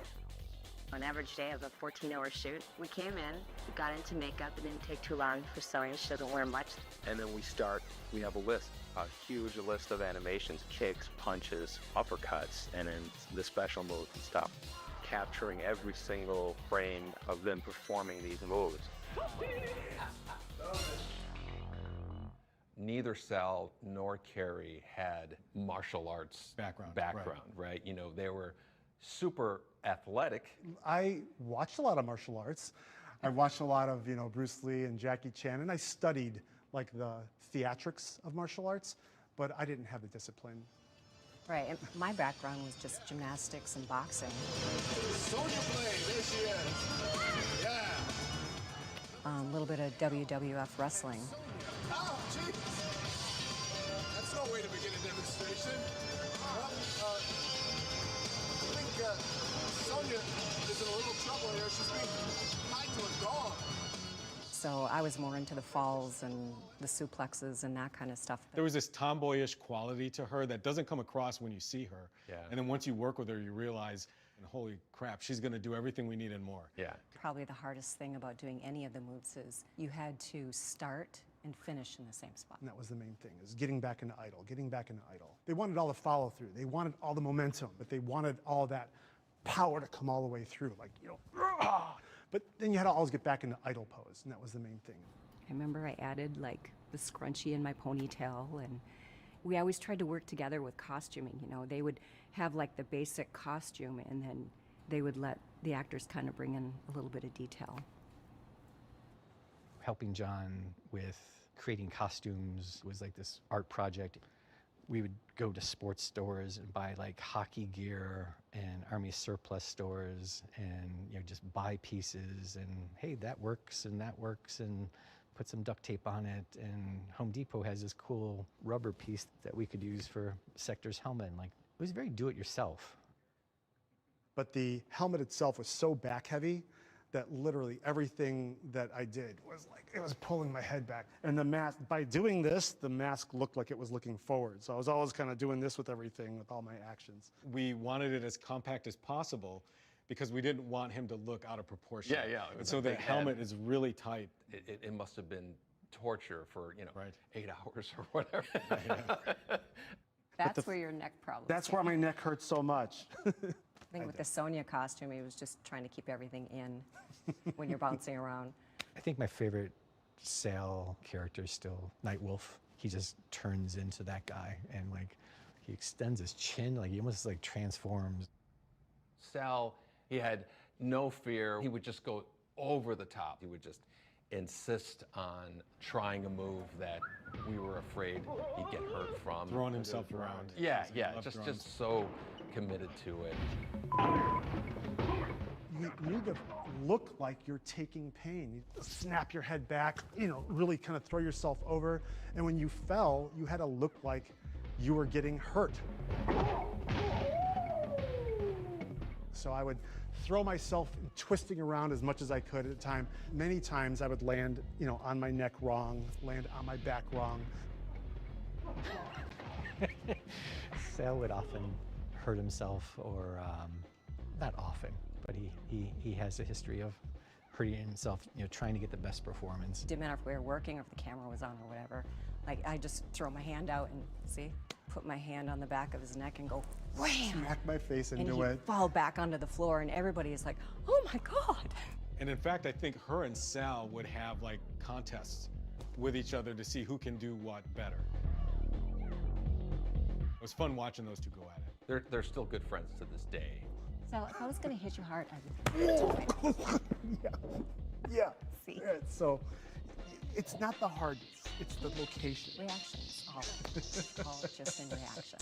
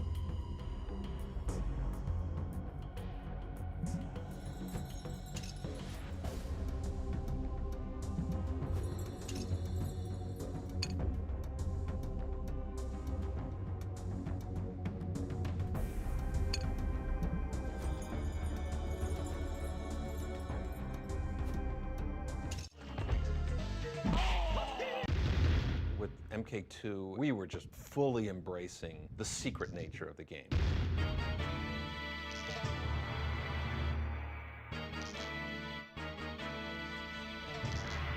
Smoke and Jade were hidden characters. For MK3, the codes were basically just putting it front and center. Like, it wasn't, oh, discover whatever. It was like, here are your secret dials, you know, play with your secret dials. There's 6 little boxes, 3 of which are controlled by player 1, 3 of which are controlled by player 2. Try different combinations. There's a million possible combinations to see what can be unlocked in the game. To get the code for Unlimited Run, each player must press low punch 4 times and block and low kick 6 times. Marketing jumped on that and said, oh, we could do stuff with advertisements and give this magazine these codes and give magazines that code. By using these symbols, ads will provide clues to codes on MK3 games. It's like a puzzle where one piece is missing. To solve the puzzle, players must go to your location and play the game. I remember in Mortal Kombat 1 sneaking in Reptile. Reptile was such a big hit that we wanted something in the player's face that was this long string of digits. It encouraged conversation, speculation. When you activated it, from that point on, the game unlocked smoke in the player select screen. And I remember in Mortal Kombat 3 mocking up a purple ninja, and I put the name Rain in there. Purple Ninja, Purple Rain, you know, one of my favorite albums. Just in the attract mode, it wasn't even in the game. I was kind of trolling players and putting like Ermac, you know, like Ermac was really just something for me, an audit, like certain stats that you wanted to know, how many times this character was picked, stuff like that. But everybody thought it was a character, so we made him a character.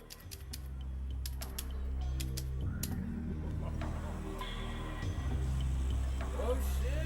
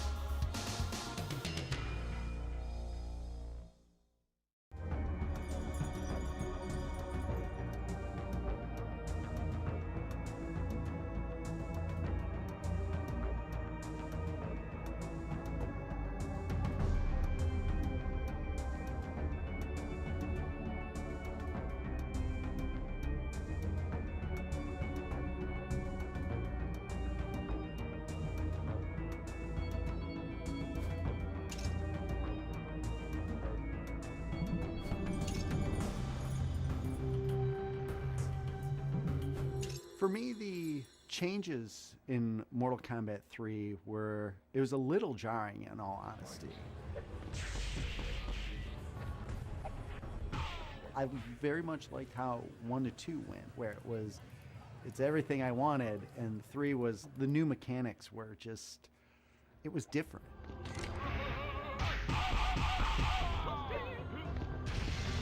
I think the Mortal Kombat that threw me the most was 3. 2 felt like it took 1 to the extreme. Everything seemed like Mortal Kombat 1, but more.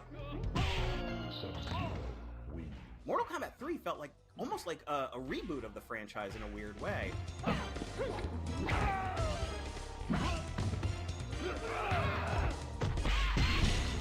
Nightwolf wins. And for maybe 15 minutes when I first played it, I was like, this isn't Mortal Kombat. I want to go back to Mortal Kombat 2. And then when I realized I could go into like this insane combo that eventually resulted in someone exploding, I was like, oh, I'm back in. This is Mortal Kombat. This is definitely Mortal Kombat. It wasn't a surprise to see that they wanted to incorporate a little bit of those dial combo type mechanics into that game, because Killer Instinct was really popular. I think that was the one that introduced the run button, if I recall. The run button? Oh my god. Like, that changed so much stuff. The run button I've never gotten used to this day. I just never find the right way to use it. So I never used the run. So I became a little bit more defensive with MK3. And I remember the moment when someone punched me through a stage and being like, oh, wait a minute, like the game is like breaking its own fourth wall. And that stuff was cool. Round 2, fight. Going back to Mortal Kombat 2 after playing Mortal Kombat 3 with the run button was like going back to Street Fighter 2 Champion Edition after playing Street Fighter 2 Turbo.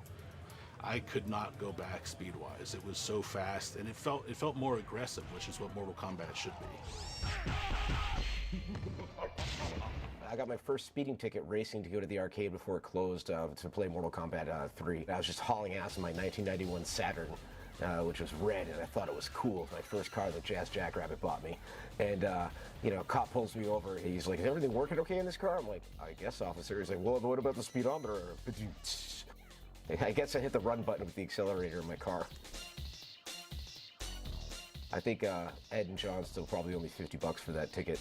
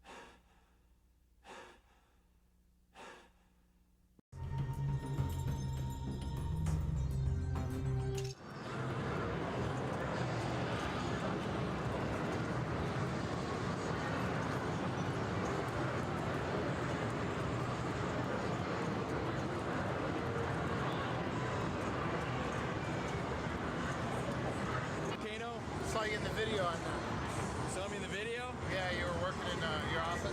All right, yeah, I know, isn't that cool? Yeah. I'm famous now. Yeah, yeah.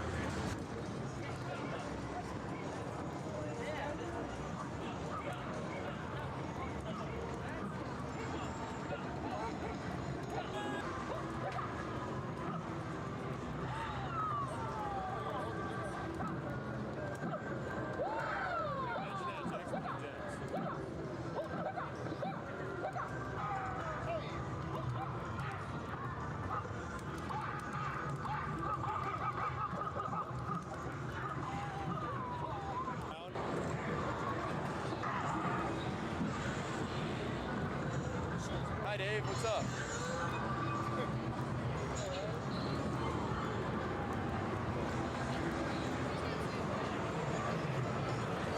Probably out of focus anyway.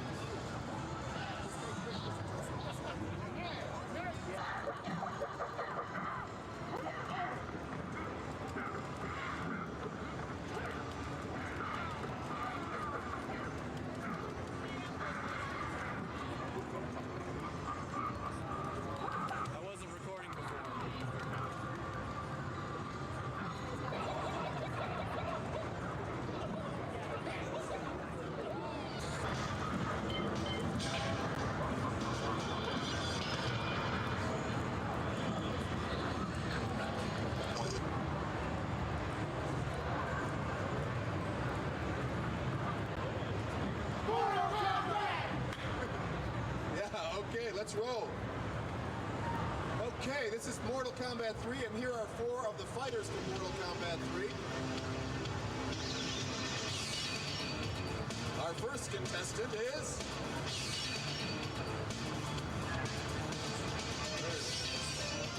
Sonya! Yeah.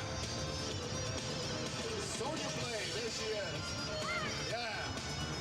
Number 2, Kano. Right. That's Kano. Number 3 is Jax. Yes. Let's go. Yeah. And finally we have Kung Lao. All right, let's hear it for them. They're going to be giving us a little demonstration of martial arts technique. Here we go. We start with Kano and Sonya. Oh, jeez. That's no way to begin a demonstration. Well, I think Sonya is in a little trouble here. She's being tied to a dog. A fate that shouldn't befall anyone. Kano is swelling with pride. He's proud of himself. Who will save Sonya? Who will? Ooh, Kung Lao.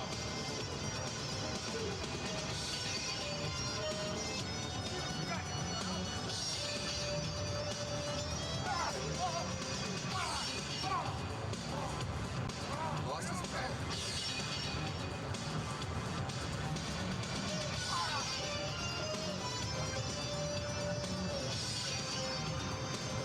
It's like a pretty even match.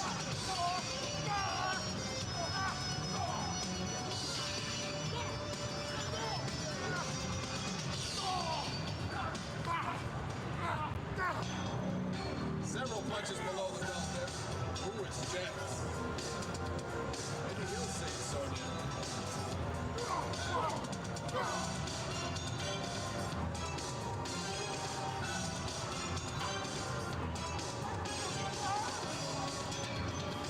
And Jax saves the day. All right, let's hear it for all of our Mortal Kombat characters. We have Sonya, Kung Lao, Jax, and Kano. Well, we did have Kano. Once we had Kano. Now we have a shell of a man. Let's hear it for him one more time, the Mortal Kombat characters. Thanks, guys. I should let you know that this is the year of Mortal Kombat 3, really. There'll be a lot more than just this game, as if that's not enough. This is really the first element of the year of Mortal Kombat. It begins really today. In addition to this, there will be a making of Mortal Kombat tape that comes out in June. In July, there will be an animated feature that comes out. In August, there will be a feature-length film that comes out from the from the producers of Terminator 2. In September, there will be a live tour that kicks off. It'll go all around the globe and hit more than 200 cities. Also, operators who purchase this game will be getting a free ROM update that will include special new characters, special secret codes, special new backgrounds, and all of that will be coming in September. That will be a free ROM update. But right now, we'll get Ed Boon and John Tobias over here. Hey, Ed, John. And they're going to give us a little demonstration of Mortal Kombat. Ed will explain a little bit more about the codes that we talked about and how those feed everything back into the game. First, I guess we'll start off with an explanation of the game when you start. A one-player map, you notice here there's 3 towers, 3 different heights, for 3 different degrees of difficulty. You know, a lot of people, some people were so good at Mortal Kombat they would be able to go through the whole game in 1 quarter. Other people couldn't get past the first guy.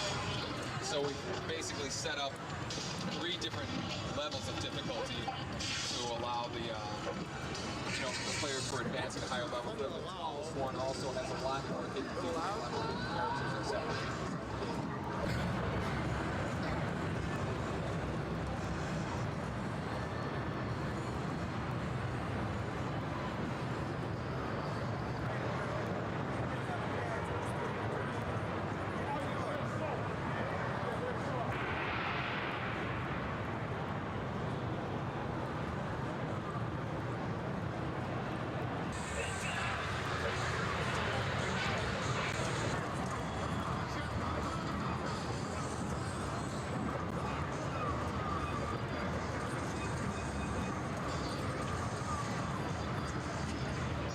different about this one than the previous one, Mortal Kombat 3. Thank you, Kato.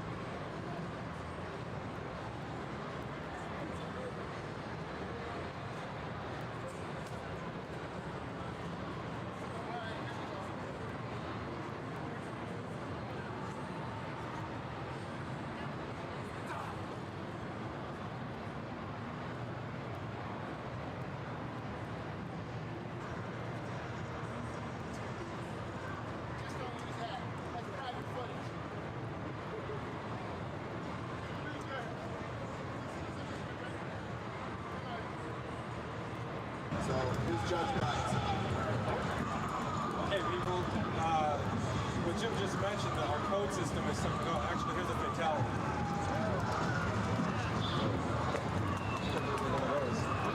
What Jim was just talking about was the code system that we put into the game that you can access through the versus screen in a two-player game. And what these codes do is they enable the player to get to different variations of playing the game. There's all sorts of things like this buried into the game, again accessible through the secret codes. And as I was saying, codes are hidden all over the place in ads, in the motion picture that New Light's putting out, and that'll be released in August, and that's a $40 million motion picture. Also, Mortal Kombat rock!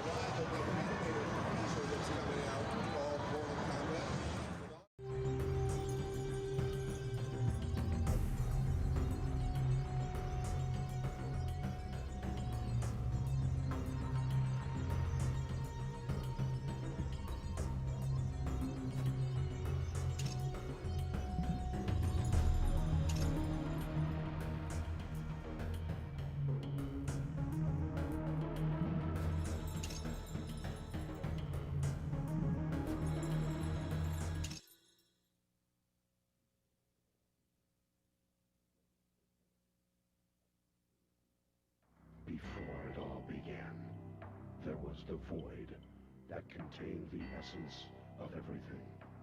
Within the void existed the gods who created the universe, except for one. He was not of the gods, but remained apart, and dwelled in a dark place called the Outworld.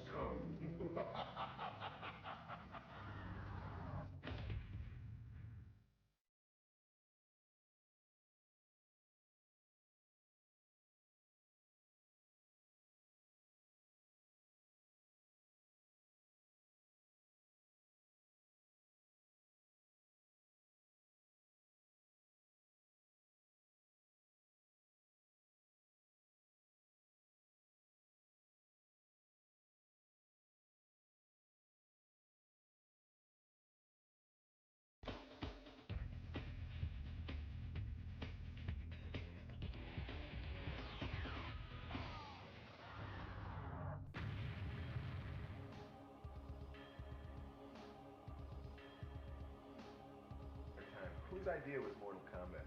The initial idea, I woke up. My name is David Mikicic, and I'm a graphic artist. My name's Dan Forden, and I do sounds and music. And Dopey. My name is Ed Boone. I'm co-designer and programmer. My name's Tony Goski, and do backgrounds and special effects. John Vogel, backgrounds and special effects. John Tobias, and co-designer and lead artist.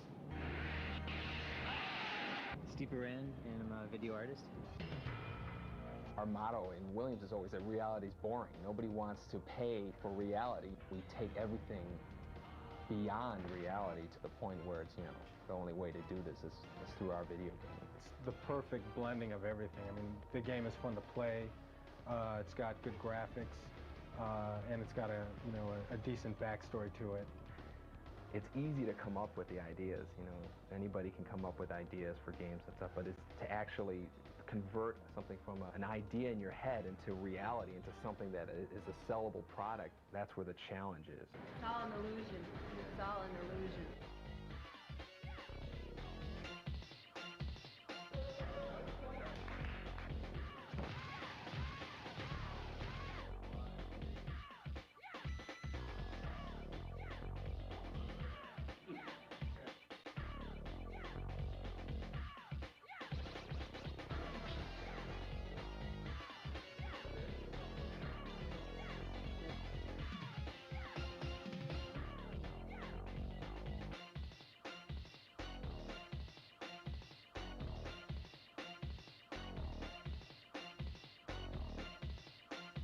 This is sort of the very first concept of the story.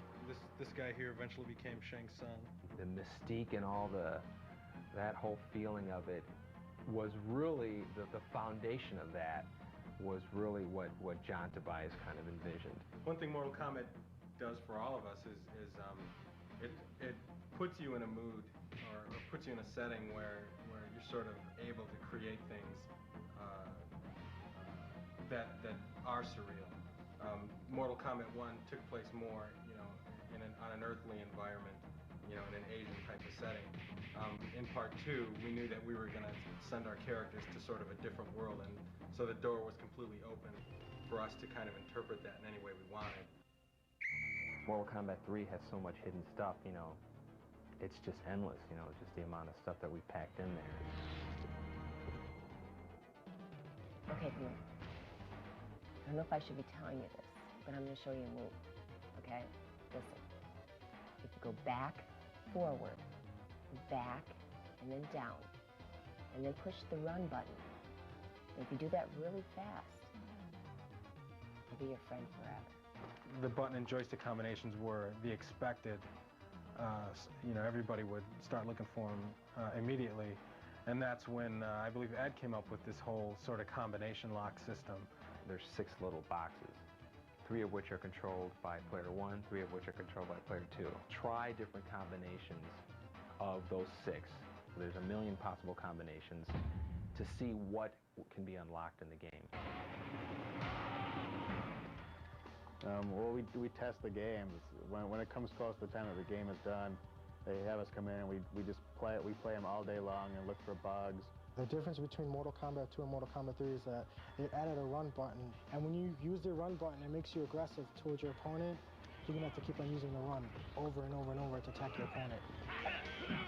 What we're going to show you now is a few simple combos that'll get you started playing. A lot of characters have a simple combo with kicks, which usually involves three presses of the same button.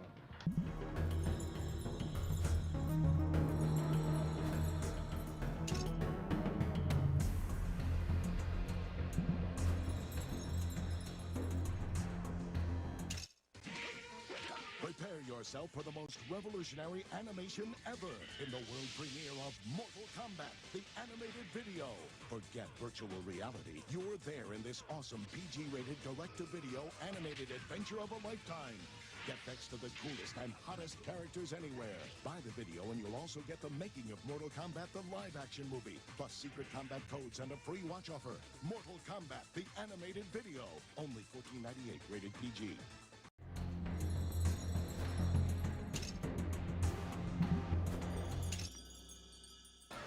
fabulous. The show was just incredible. I loved it. I thought it was way much better than Power Rangers Live. Mortal Kombat, live on stage. The best family show of the season. Rights USA Today. See illusions, gymnastics, lasers, stunts, and more. I'm so excited. The show's great. It was great, man. The New York Times calls it an action fantasy spectacle. Prepare yourselves for Mortal Kombat live on stage. It's coming. David Fishoff, who had worked on some other live events, we had a meeting. I think we can do the Mortal Kombat live. Do people on trampolines and do whatever, because Cirque du Soleil and some other things were happening then. So David sold the dream and we bought into it. Next, how about adding a live-action road tour? Beginning in September, Mortal Kombat The Live Tour will sweep across the globe, bringing martial arts and illusion to more than 200 cities. David Fishoff was the producer for that tour, and he really, really wanted me to be on that tour, even though I sucked at karate, to do publicity work. Pat Johnson, the director, said I sucked. Just like, she has no training. She is absolutely horrible. I can't use her. Fishoff was like, she'll learn. And we trained for 3 months in the Catskill Mountains, and it was 12 hours a day. I would get up before everybody in the morning, and I would be in the gym on the treadmill, and I would show up for our routines, and I had my headphones on all the time, learning the lines, and just wanted to prove, like, I could do this. You know, sometimes people ask me, have you ever been to this state? And I always think, probably. I'd be on the tour bus and we'd wake up in a new city every day. We do sometimes 3 shows a day in a city. It was exhausting. It was for about a year, I believe. We even did South America. I remember we were in Kalamazoo, Michigan, and I was fighting one of the ninjas, and there was this part where he throws me up, I do a back tuck, and then I land back down and we start fighting again. And when he threw me up, I fell back down, and his foot was there, and my foot caught his foot. So my knee just went. He looks at me with these big saucer eyes, and he's like, are you okay? And I'm like, no. Put me in a headlock, drag me backstage. And my knee is out, like, out here, right? And I go, pull it. And he looks at me, and he says, I'm not fucking touching it. And he's like, you're on your own. I go get me some tape. And as he was gone, I just went like that, and it just popped right back in. And I taped it up really tight, and it sucked because I had to go back on, go up some stairs, and then Shang Tsung was behind me, and he had to make me disappear, and I had to go down a trap chute. And that was a jump. So I had to, like, land on one leg, and then out the back with a cab waiting for me to take me to the hospital. And I blew out my ACL. And I was like, I'm gonna finish this tour because we're almost done. I came back on stage within a week. I got a brace. I had to finish. You could not tell me that I was not gonna finish this tour. And I did it. The way that they were crafting with all the various talent, Carrie and everybody else, to see it live, it was remarkable. And by the end of the tour, Pat Johnson came up to me and he said, I just want you to know that I think you have balls of steel. And it grabbed my heart because it meant so much to me for him to actually see how hard I was working. I got a little, verklempt. It was so important for me to impress him because he impressed me. And I did it.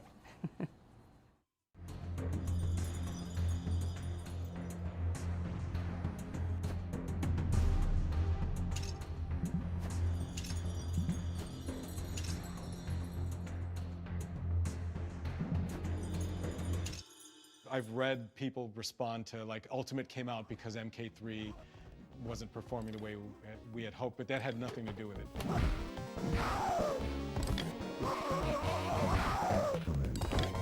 We were going to be releasing the home game, MK3, relatively soon. Round 1. Fight.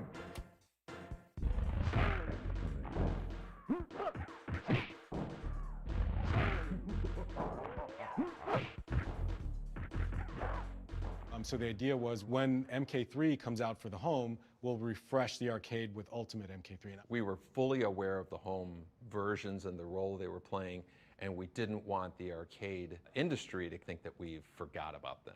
You'll have a cooler version. In September, when Mortal Kombat hysteria reaches a fever pitch, a ROM update will be available to operators free of charge. When you buy the game, you own the update. This update will feature new characters, new secret moves, and additional fighting environments not available on any home platform. The update will make your arcade game a brand new fighting experience. That was planned, and so it was part of the plan all along, and so we withheld purposely what we thought were the most popular characters just so that we would give it a bump when Ultimate came out. The fact that it was Scorpion and Sub-Zero and Katana and Mileena just meant that we were able to squeeze more characters with less memory.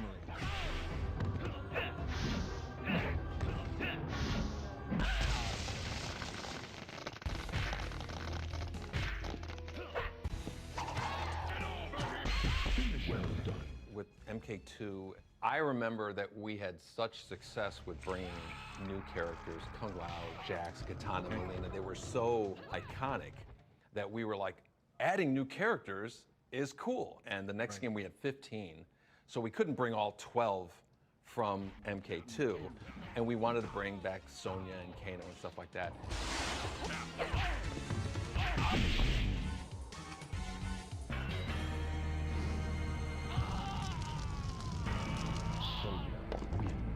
So from my perspective, I just remember not really realizing how much Scorpion and Sub-Zero were the poster characters. Yeah. So we were just like, okay, let's make Sub-Zero unmasked, and he wrote a story for him. Right. And Scorpion, we'll just give him a rest, you know, which was blasphemy.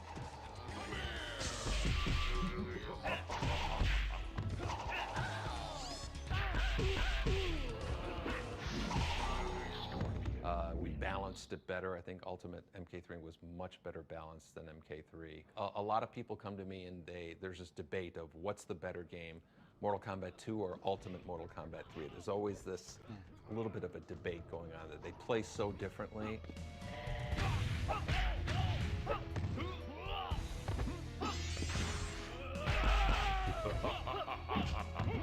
But the fact that they're so different to me is what's cool. Is like, you know, they're two very different games as opposed to the same game with prettier graphics.